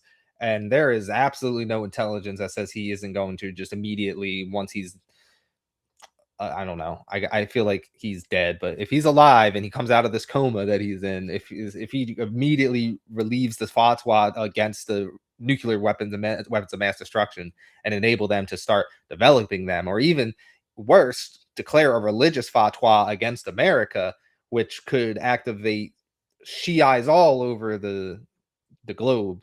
I don't even want to get into that. The difference between that was kind of, if you want to understand what's the difference between the Bin Ladenites declaring religious fatwa in 1998, which did directly lead to 9/11, versus if an Ayatollah did for the Shiite version of the Muslim sects. Like, that's last podcast. It's interesting, and it's not good. So we're kind of hoping that doesn't happen. But this is what she's getting into, is how much of with the difference in ideology between the new supreme leader, declared supreme leader, and the previous one. Oh, if the son will continue his father's religious ban on developing nuclear weapons, is that correct? It is unknown at this time. You testified before this committee last year that the elder, now deceased Khamenei, had in 2003 banned the nuclear weapons program, or suspended it, correct? There was a fatwa in place that stated that. And that fatwa remained in place last year when you testified before this committee, correct? Yes. And that fatwa remained in place recently, correct? As far as I know, it has not been lifted. Yeah, you're aware of no information that would lift that fatwa. I'm not aware of any intelligence reporting that states that. That is, if anything, that's like the most damning evidence there, because she's basically saying there hasn't even been any evidence that they ever even released the fatwa that was put on getting nuclear weapons in 2003, which means the political decision to make nuclear weapons has never, ever been given since 2003. They absolutely knew there was no nuclear weapons. At least our intelligence community did. They even said that if Iran decided today to go and try to pursue nuclear weapons, that they would never be able to get, they would not be able to get nuclear weapons until 2035. So even if they were attempting to, they're not having them for another decade. Furthermore, when we kind of go back to Operation Midnight Hammer, they completely obliterated the nuclear program. To an extent, that is true, because from what I learned and what they actually obliterated was the facilities that are able to turn the uranium from a fuel back to a solid, it basically goes from solid to liquid, back to liquid to solid again. And the fuel rods is what they use for nuclear weapons. That is the facility where they were enriching up to 60%. The whole entire infrastructure of that facility was destroyed. So they don't even have the infrastructure to possibly even create a nuclear weapon at this point because of Operation Midnight Hammer. That's going to take at least 5 to 7 years just to rebuild the facility to even begin to attempt to get a nuclear weapon. So the whole entire nuclear weapon narrative is just completely done. They've already moved the needle to we meant ICBMs, and now it's been ICBM program because they can hit Israel. I mean, that's true. We're seeing Israel now just get completely bombarded. So now that the needle is completely moved, we kind of, broke through that propaganda of, at least we didn't have to wait until we invaded the entire country this time to say, oh, there was no nuclear weapons. But like, yeah, we understand now for the most part. It's why they're not really talking about it as much. There's no nuclear weapons. The fatwa was in place. It was never released. They were never trying to get nuclear weapons. And the only thing that Obama did well during his foreign policy was the JCPOA. So it was just like him getting rid of that is what even encouraged them to enrich uranium even up to 60%, just so we could use that as a point of going into the war. Like the whole entire time, Trump wanted this war. There's always the ulterior motives, obviously, but they did a very, very bad job of selling it this time. The first thing that happened is Donald Trump was pleased to report that we won the war again. He's probably stated that we've won this war like 30 times now. That's not even an exaggeration. I'm going to have to get a count by the end of this as how many times he's claimed victory. However, he's now claiming that they were having conversations throughout the week, and he's going to put a halt on all strikes against all the power plants and infrastructure for a 5-day period, subject to these ongoing discussions and meetings. What was interesting is as soon as this came out, Iranian media kind of just immediately denies it. They come out pretty quickly and say that Trump was talking to nobody. And then it sort of comes out that, no, he was talking to somebody. And what he basically did was give like a 15-point peace negotiation plan to intermediaries in Pakistan. And then they just forwarded it to the government. So they weren't really talking. He just kind of gave it to them. And Iran just allegedly rejects the offer from what they are posting. So this is from Kyle Angelone at the Libertarian Institute. And this is now Iranian state media speaking out with officials who said Tehran has rejected the 15-point peace plan to end the war in the Middle East that was given to them. So at first they were denying the talks were even going on, which is still kind of true because they're not really talking. He just gave them a peace plan to Pakistan. Pakistan gave it to them. They looked at it and said, no. That's the extent of this talk. So this was after so Trump gives the 48-hour deadline to reopen the strait. He then postpones that and says it's 5 days from then that while these negotiations are going on. And now, even more recently, he's extended that 5-day period to a 10-day period. Now, my predictions with all of this, again, this is where I'm speculating, so I don't have any proof, but like there's over 50,000 U.S. troops currently in the Middle East with all the troops that are moving there. If you look at how long it takes to get our new assets that are like coming from like the South Carolina bases all the way out there, as well as Gerald Ford and getting the replacements for our Navy, and to move all of our other assets in the region to a strategic point where a ground invasion could be possible, it's going to take 5 to 10 days. And it's strategically, again, when the markets close, he's trying to play the oil markets. So to me, it's a play Trump's trying to do where he's basically trying to fixate on these oil markets, get them to go up while he's saying, we're not going to strike them. We're not going to do this. We're not going to do that. And in the background, of course, you have all the assets moving into place. Lots of talk about Karg Island as well. And I kind of think this is part of the play into the ruse. I do not think strategically they're going to go for Karg Island. And the reason I say that is because the way Karg Island's located is just really far up on the strait. There's more islands that are like right when you enter the Strait of Hormuz, where Karg Island's more into the Persian Gulf, that are contested by the UAE, that actually make a lot more strategic sense for them to hold and would be a lot easier for them to get assets to in order to hold. And especially with the UAE sort of like soft backing, as well as Saudi basically telling America not to stop and not to make a peace deal, it seems like they're going to try to claim these contested islands and as their territory and sort of fully annex them in. And that would make the most sense to me. That's my speculation. So all of this talk, again, is just for nothing. They're just trying to get the oil markets to stay steady until we do a full ground invasion. And I'm guessing he's going to try to do a big surgical strike ground invasion of taking these islands and then reopening the strait, and try to do it between like a Friday and a Sunday on the markets closed. So when the markets open back up, we already have full control of the strait, and he's going to try to play that so the oil markets never actually crash and flow of oil continues to the global markets. I do kind of have a feeling it might be in conjunction with other NATO member navies, because they're already kind of mentioning, after Trump was like, hey, we need help, they're like, no. And then he's like, well, we don't use the Strait of Hormuz anyway, so we're just going to leave. Then they're kind of like, okay, maybe we will help, because now if he just leaves, then they're fucked. Like they're not going to have any oil. So this is him basically right after this tweet talking about who he's talking to.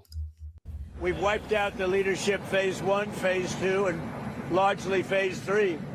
But we're dealing with the man who I believe is the most respected and the leader. It's a little tough. We've wiped out everybody. Is that the Supreme Leader? No, not the Supreme Leader. We don't. Well, nobody's ever. So it's already, I believe, we're talking to the guy in charge. We wiped out almost everybody. It's hard to tell. Mentality of like, who's he talking to? Nobody knows. He could literally just be talking to some dude in his basement with an Iranian accent at this point. I don't think anybody actually knows who he's talking to. Don't think he does. I think he's just talking to random people in Pakistan who say they can get him messages into Iran. And I think half of these messages aren't being received or just flat out rejected. Nobody heard of the second Supreme Leader, the son. Are these direct? Nobody. We have not heard from the son. Every once in a while you'll see a statement made, but we haven't. We don't know if he's living. But the people that seem to be running it, and they seem that based on really fact, because things they've said have taken place. So that's it. People he believes are running it, which is now based on fact, because the things that they've said have taken place. Which means I could run Iran, because everything that I've said is going to happen, if you look at my past episodes, have taken place. So does that mean I run Iran now? Who knows? Like, as long as you can accurately predict what's been happening, which anybody can kind of do, because it's been pretty easy to see. Like, if you're not absorbed into the mainstream media, which he is, unfortunately, like, I don't think he's getting anything other than like Fox News fed to him and all the war hawks and all the Israeli talking points. So I don't think he even knows what's going on, to be honest. I think anybody watching this podcast will genuinely know what's going on in the war more than President Donald Trump does. Like, I'm actually being serious. The only thing that is being reported that he's getting fed to him every single day in his briefings are just videos of us blowing up shit from the fucking jets, which looks cool and is what we're doing. We're just blowing shit up. So to him, he just sees that and he sees, oh, we're winning. And then anytime he goes on social media and sees all the other people talking about like how we're not winning, or like any of these other, like, let's say a New York Post or anything, a New York Times, they report on something that's negative that's happening about the war, like innocent civilians dying or our bases just being completely obliterated in Kuwait and Bahrain. And anytime that gets reported, he's calling it fake news, because I think he genuinely thinks it's fake news, and like he only gets this positive spins on every single thing that he sees. I don't know. I really do think it is something like that.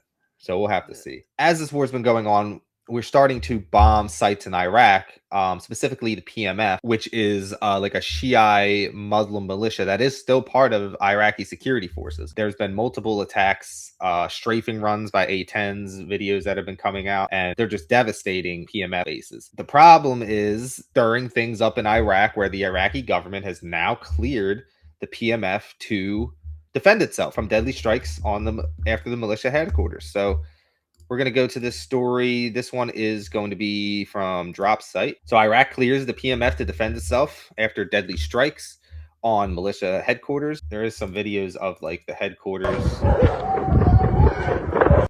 course, it's just explosions, and I don't want to show anything too graphic because there could be people exploding in these videos.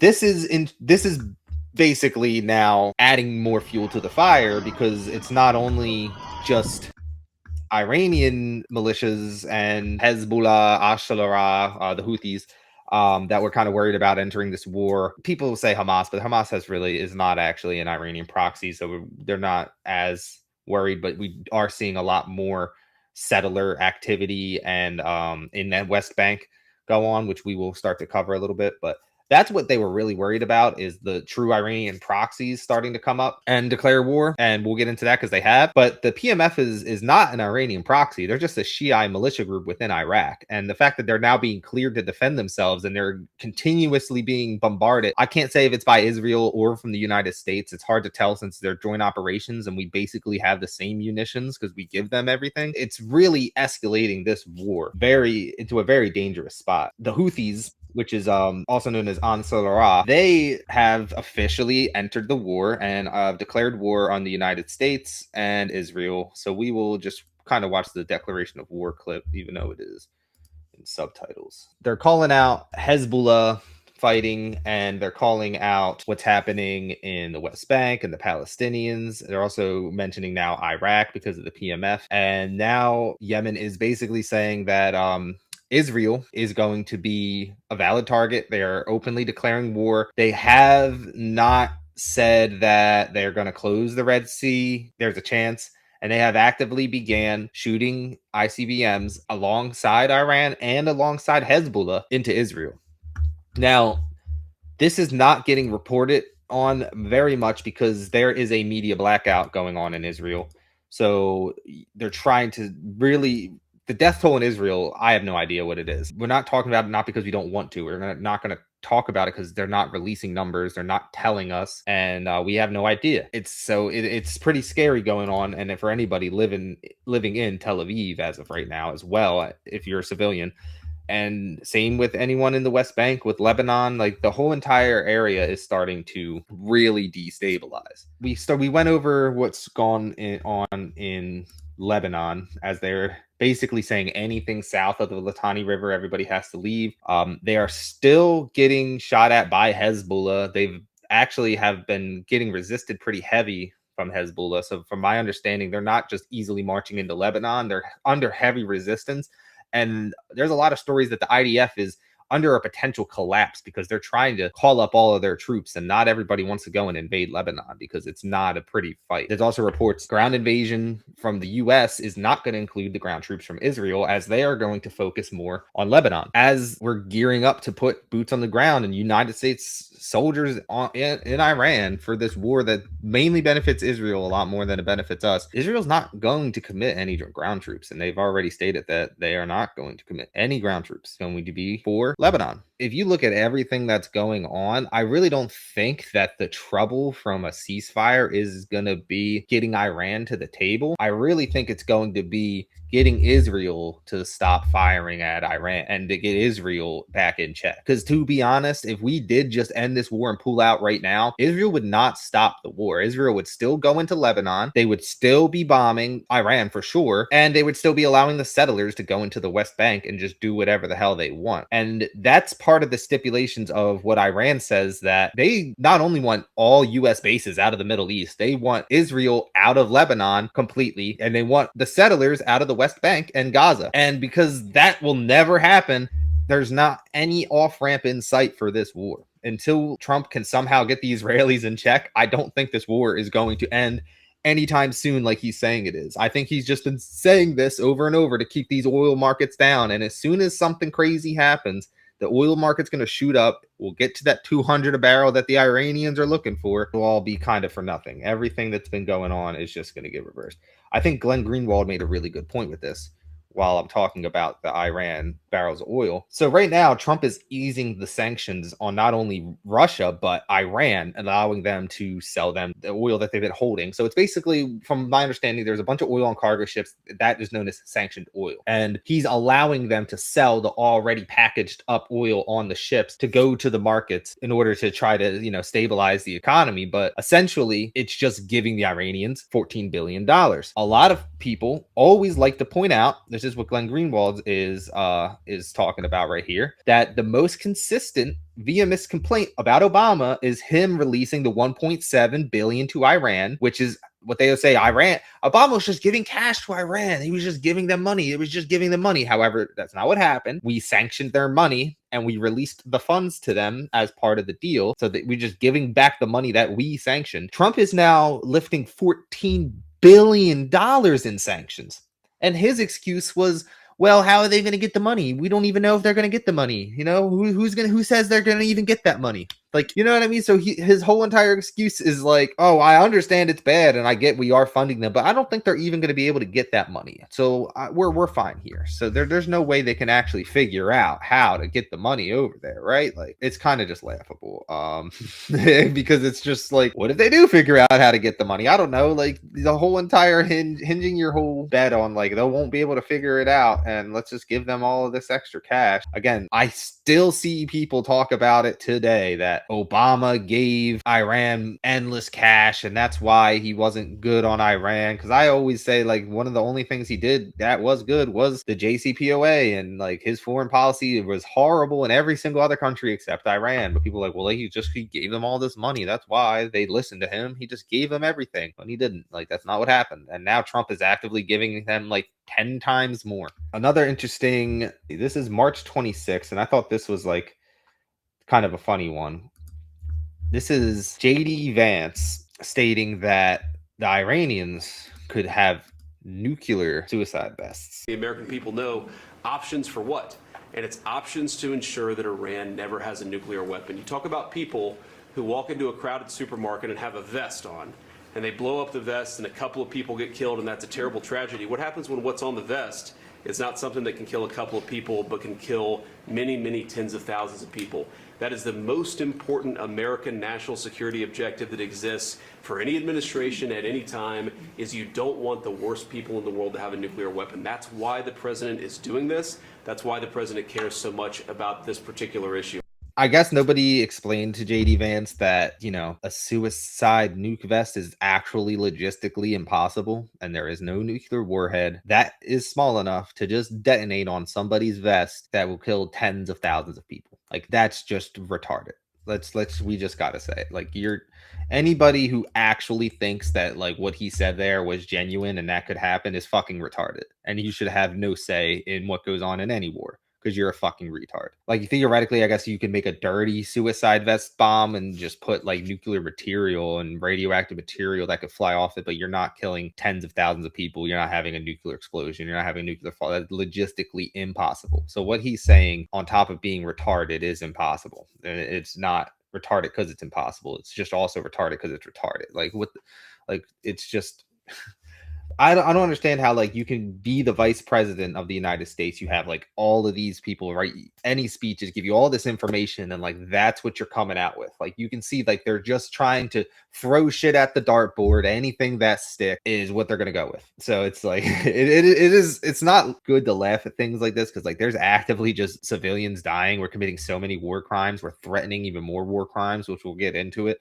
But like the fact that our government's just this fucking stupid, and they think that you're this fucking stupid that they can say this shit, and there's somebody somewhere that's watching Fox News that's eating that shit up, is just bewildering to me, honestly. So let's go to this clip of Trump. But they're doing it for two reasons. Number one is they want to deflect from all of the tremendous success that we're having in this military operation. I won't use the word war, because they say if you use the word war, that's maybe not a good thing to do. They don't like the word war because you're supposed to get approval So I'll use the word military operation. It's just so laughable. Like, he's acknowledging that it's a war and it's illegal and you need congressional approval, but as long as he doesn't call it a war, just calls it a military operation. They don't like when I use the word war. As I said before, they have 50,000 troops already in the Middle East. I do not think all of them are going to be used. I think maybe 5 to 10,000 to take the small islands that are contested by the UAE. That's my prediction of like the vastness of the scale and an attempt to just kind of like push the strait open. And again, I keep saying the strait open. The strait's never been closed. What they've essentially done is turn it to like a toll booth. We'll go into the deal with Iran. This is just a quick clip from Trump talking about he sees a deal in Iran coming soon. Sir, could you foresee a deal in Iran this upcoming week?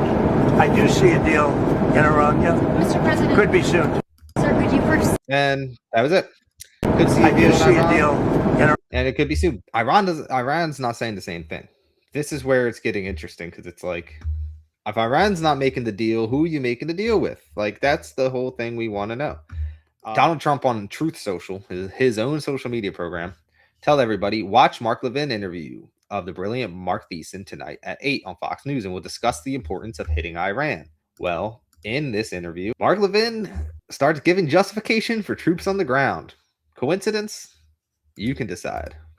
Troops on the ground. He's ground. I don't remember that in any campaign speech either. But why would we need troops on the ground? Well, there's a lot of reasons, and we wouldn't need 300,000 of them. It's this uranium, too. We've got to get the uranium. If it cannot be destroyed, if it cannot be altered, we got to get it for the reason I just said. I'll break this down right here for you. Why he's already stupid. Number one, the plant that was obliterated. We're not saying that that Trump obliterated all the uranium, because when he claimed that he obliterated the whole nuclear program before, obviously everyone knew he was stupid. It's still stupid. That didn't happen. What did happen is they obliterated the plant that could convert the fuel rods from a gaseous form back into a metal rods, which you need for the nuclear weapon. We have no idea if the uranium's in gaseous form at all. We have no idea what form it is. We have no idea if it's 235, 238. He has no idea what the fuck I'm even talking about. He just knows uranium bad, make bomb. If the uranium's in gaseous form, they have no infrastructure to make it turn back into a metal and create the rods, which means it's like literally physically impossible for them to create a nuclear weapon. And the reason we know that is because even our own DNI has said that if they attempted to make a nuclear weapon and rebuild all of the plants, they would not be able to even get close to a weapon until 2035 because of how much damage these plants have taken. So it's like you can take their uranium's useless. The uranium at this point can only be used for civilian nuclear program. Like, unless like you're that scared they're going to rebuild their entire infrastructure to convert the fuel back into rods. Okay, again, that's 2035. So why do we need to ground invasion today? He doesn't know what I'm talking about. I guarantee if you asked him if it was 235 or 238 that the uranium they had, he would be like, what? It's uranium. What are you talking about numbers for?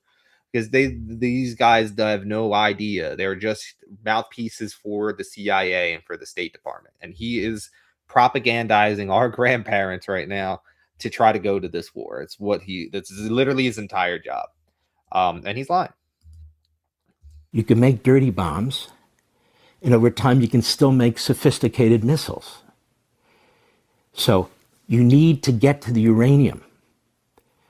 That's why I'm reading in the paper, we're talking about the 82nd Airborne, we're talking about these various special forces and the various military services and so forth. He's not talking about sending regular army and infantry in by the hundreds of thousands. The men he's talking about, the units he's talking about, they are specialized. And you know what else? I remember from my days in the Reagan administration. Many of them are trained for a moment like this, to try and secure enriched uranium.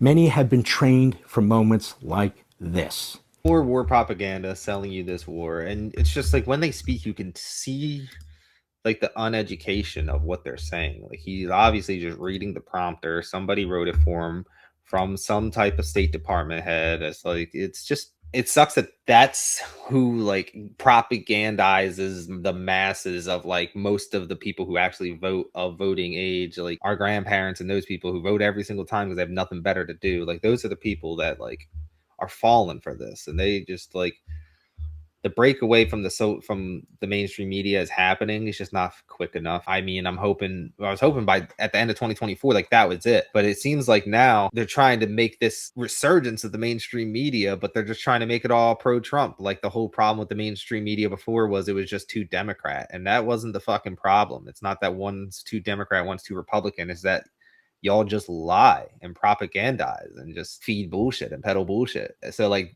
until they stop peddling bullshit, it doesn't matter how many times they can just change their setup to make it look like they're doing a podcast. Like no one's gonna watch that shit, and it's just that's where you got to stop the like Mark Levin propaganda. Like that's where it's over. Like you need to just tell the truth, give us some factual information, and people will watch you. It's like that's like the whole reason everyone's turning away from mainstream media. So that is the Iran war so far, from the beginning to the end, trying to debunk everything in between that's been said. We have countless lives lost on all sides, with the number of U.S. casualties still being hidden from the media, with only 13 confirmed deaths. Over $40 billion spent so far and counting.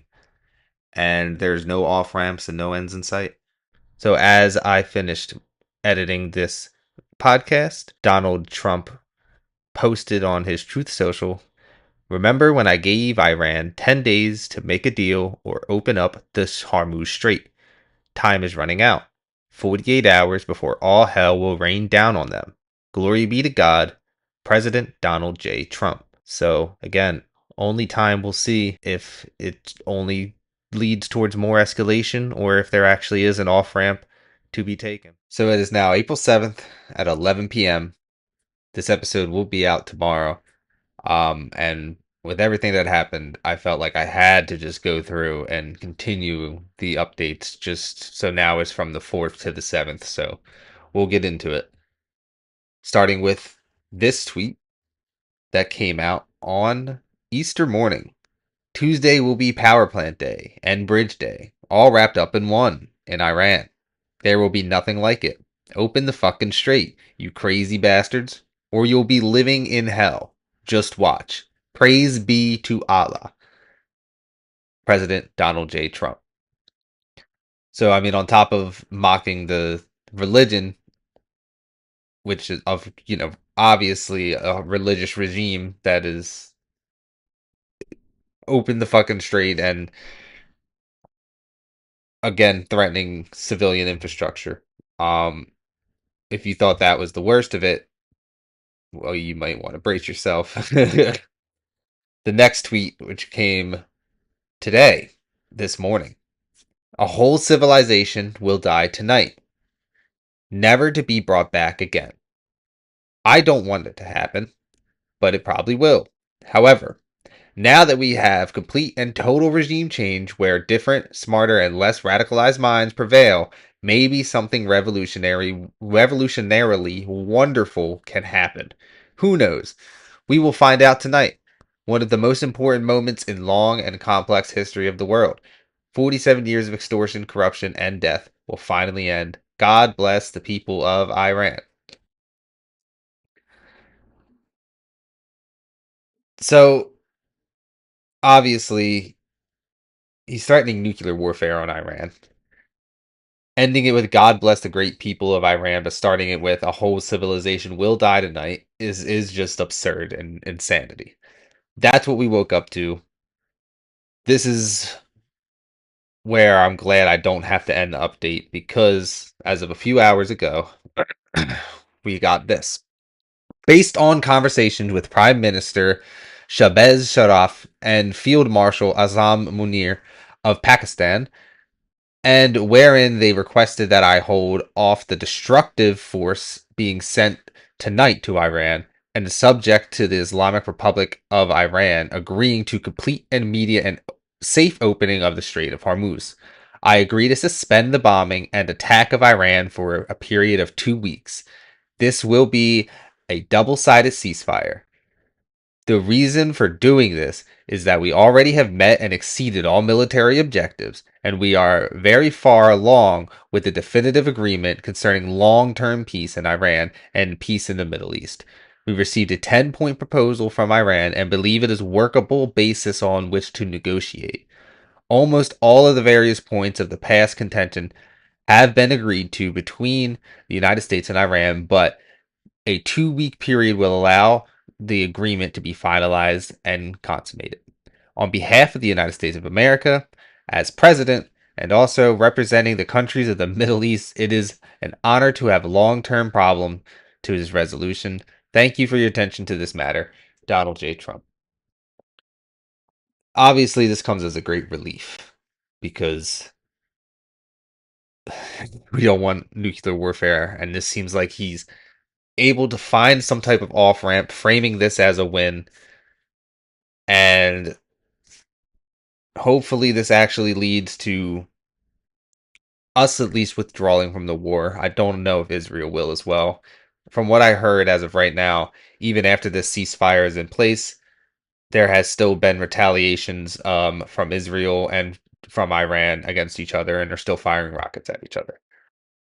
Trump then released the official letter that he had gotten from the Iranian government. So today, on behalf of the Islamic Republic of Iran, I express gratitude and appreciation for my dear brothers. Let's get that in promise to brotherly request of PM Sharif in his tweet, and considering the request by the U.S. for negotiations based on the 15-point proposal as proposed announcement by the President of the United States. About the acceptance of the general framework of Iran's 10-point proposal as basis for negotiations, I hereby declare on behalf of Iran's Supreme National Security Council, if attacks against Iran are halted, our powerful armed forces will cease their defensive operations. For a period of 2 weeks, safe passage through the Strait of Hormuz will be possible via coordination with Iranian armed forces and with due consideration of technical limitations. So the reason why this is interesting, and this is what he officially posted to his Twitter. We'll already nip in the bud the 10-point proposal being accepted. There's a lot of stuff in that hasn't been accepted. Nothing's been accepted. It's the starting for negotiations. U.S. submitted 15-point proposal. The Iran countered with a 10-point. The president accepted that this 10-point wasn't too, like, they're going to be able to use this as a basis for negotiation. There's a lot of stuff within this 10-point proposal that I don't think will be accepted by the United States, just like there's a lot of stuff within the 15-point proposal that I do not think is going to be accepted by Iran. There's no reason to go over all of these points until it actually gets refined to the points that are going to be accepted, which we will go over if a greater ceasefire deal is accepted. So this basically says they're willing to negotiate off of those points, and they're going to halt operations for 2 weeks. The second part that's really interesting is the Strait of Hormuz will be open, or according to Trump, will be open. According to them, it will be possible via coordination with Iran's armed forces, with due consideration for the technical limitations, which is actually implying that the toll that they put in place of $2 million paid in Chinese yuan most likely is going to remain in place, and they're going to allow people to pass by paying that toll, which is why it's specifically worded like that in their release letter. This is the official letter released by the president. And also, if you go to what the president was saying himself, with the 2-week period allowing for the Strait of Hormuz to be passed, it looks like he's actually allowing them to control it. They did not have control of the strait before. Before this war, there was no toll. It's international waters. They don't legally have ability to control it. There has been reports of some piracy incidents where the IRGC boards ships and takes things, and these are all that's been happening throughout the whole entire years, but there's never actually been a toll, a $2 million toll on this for passing ships. That's what's currently on there, and it seems like that's what's going to stay.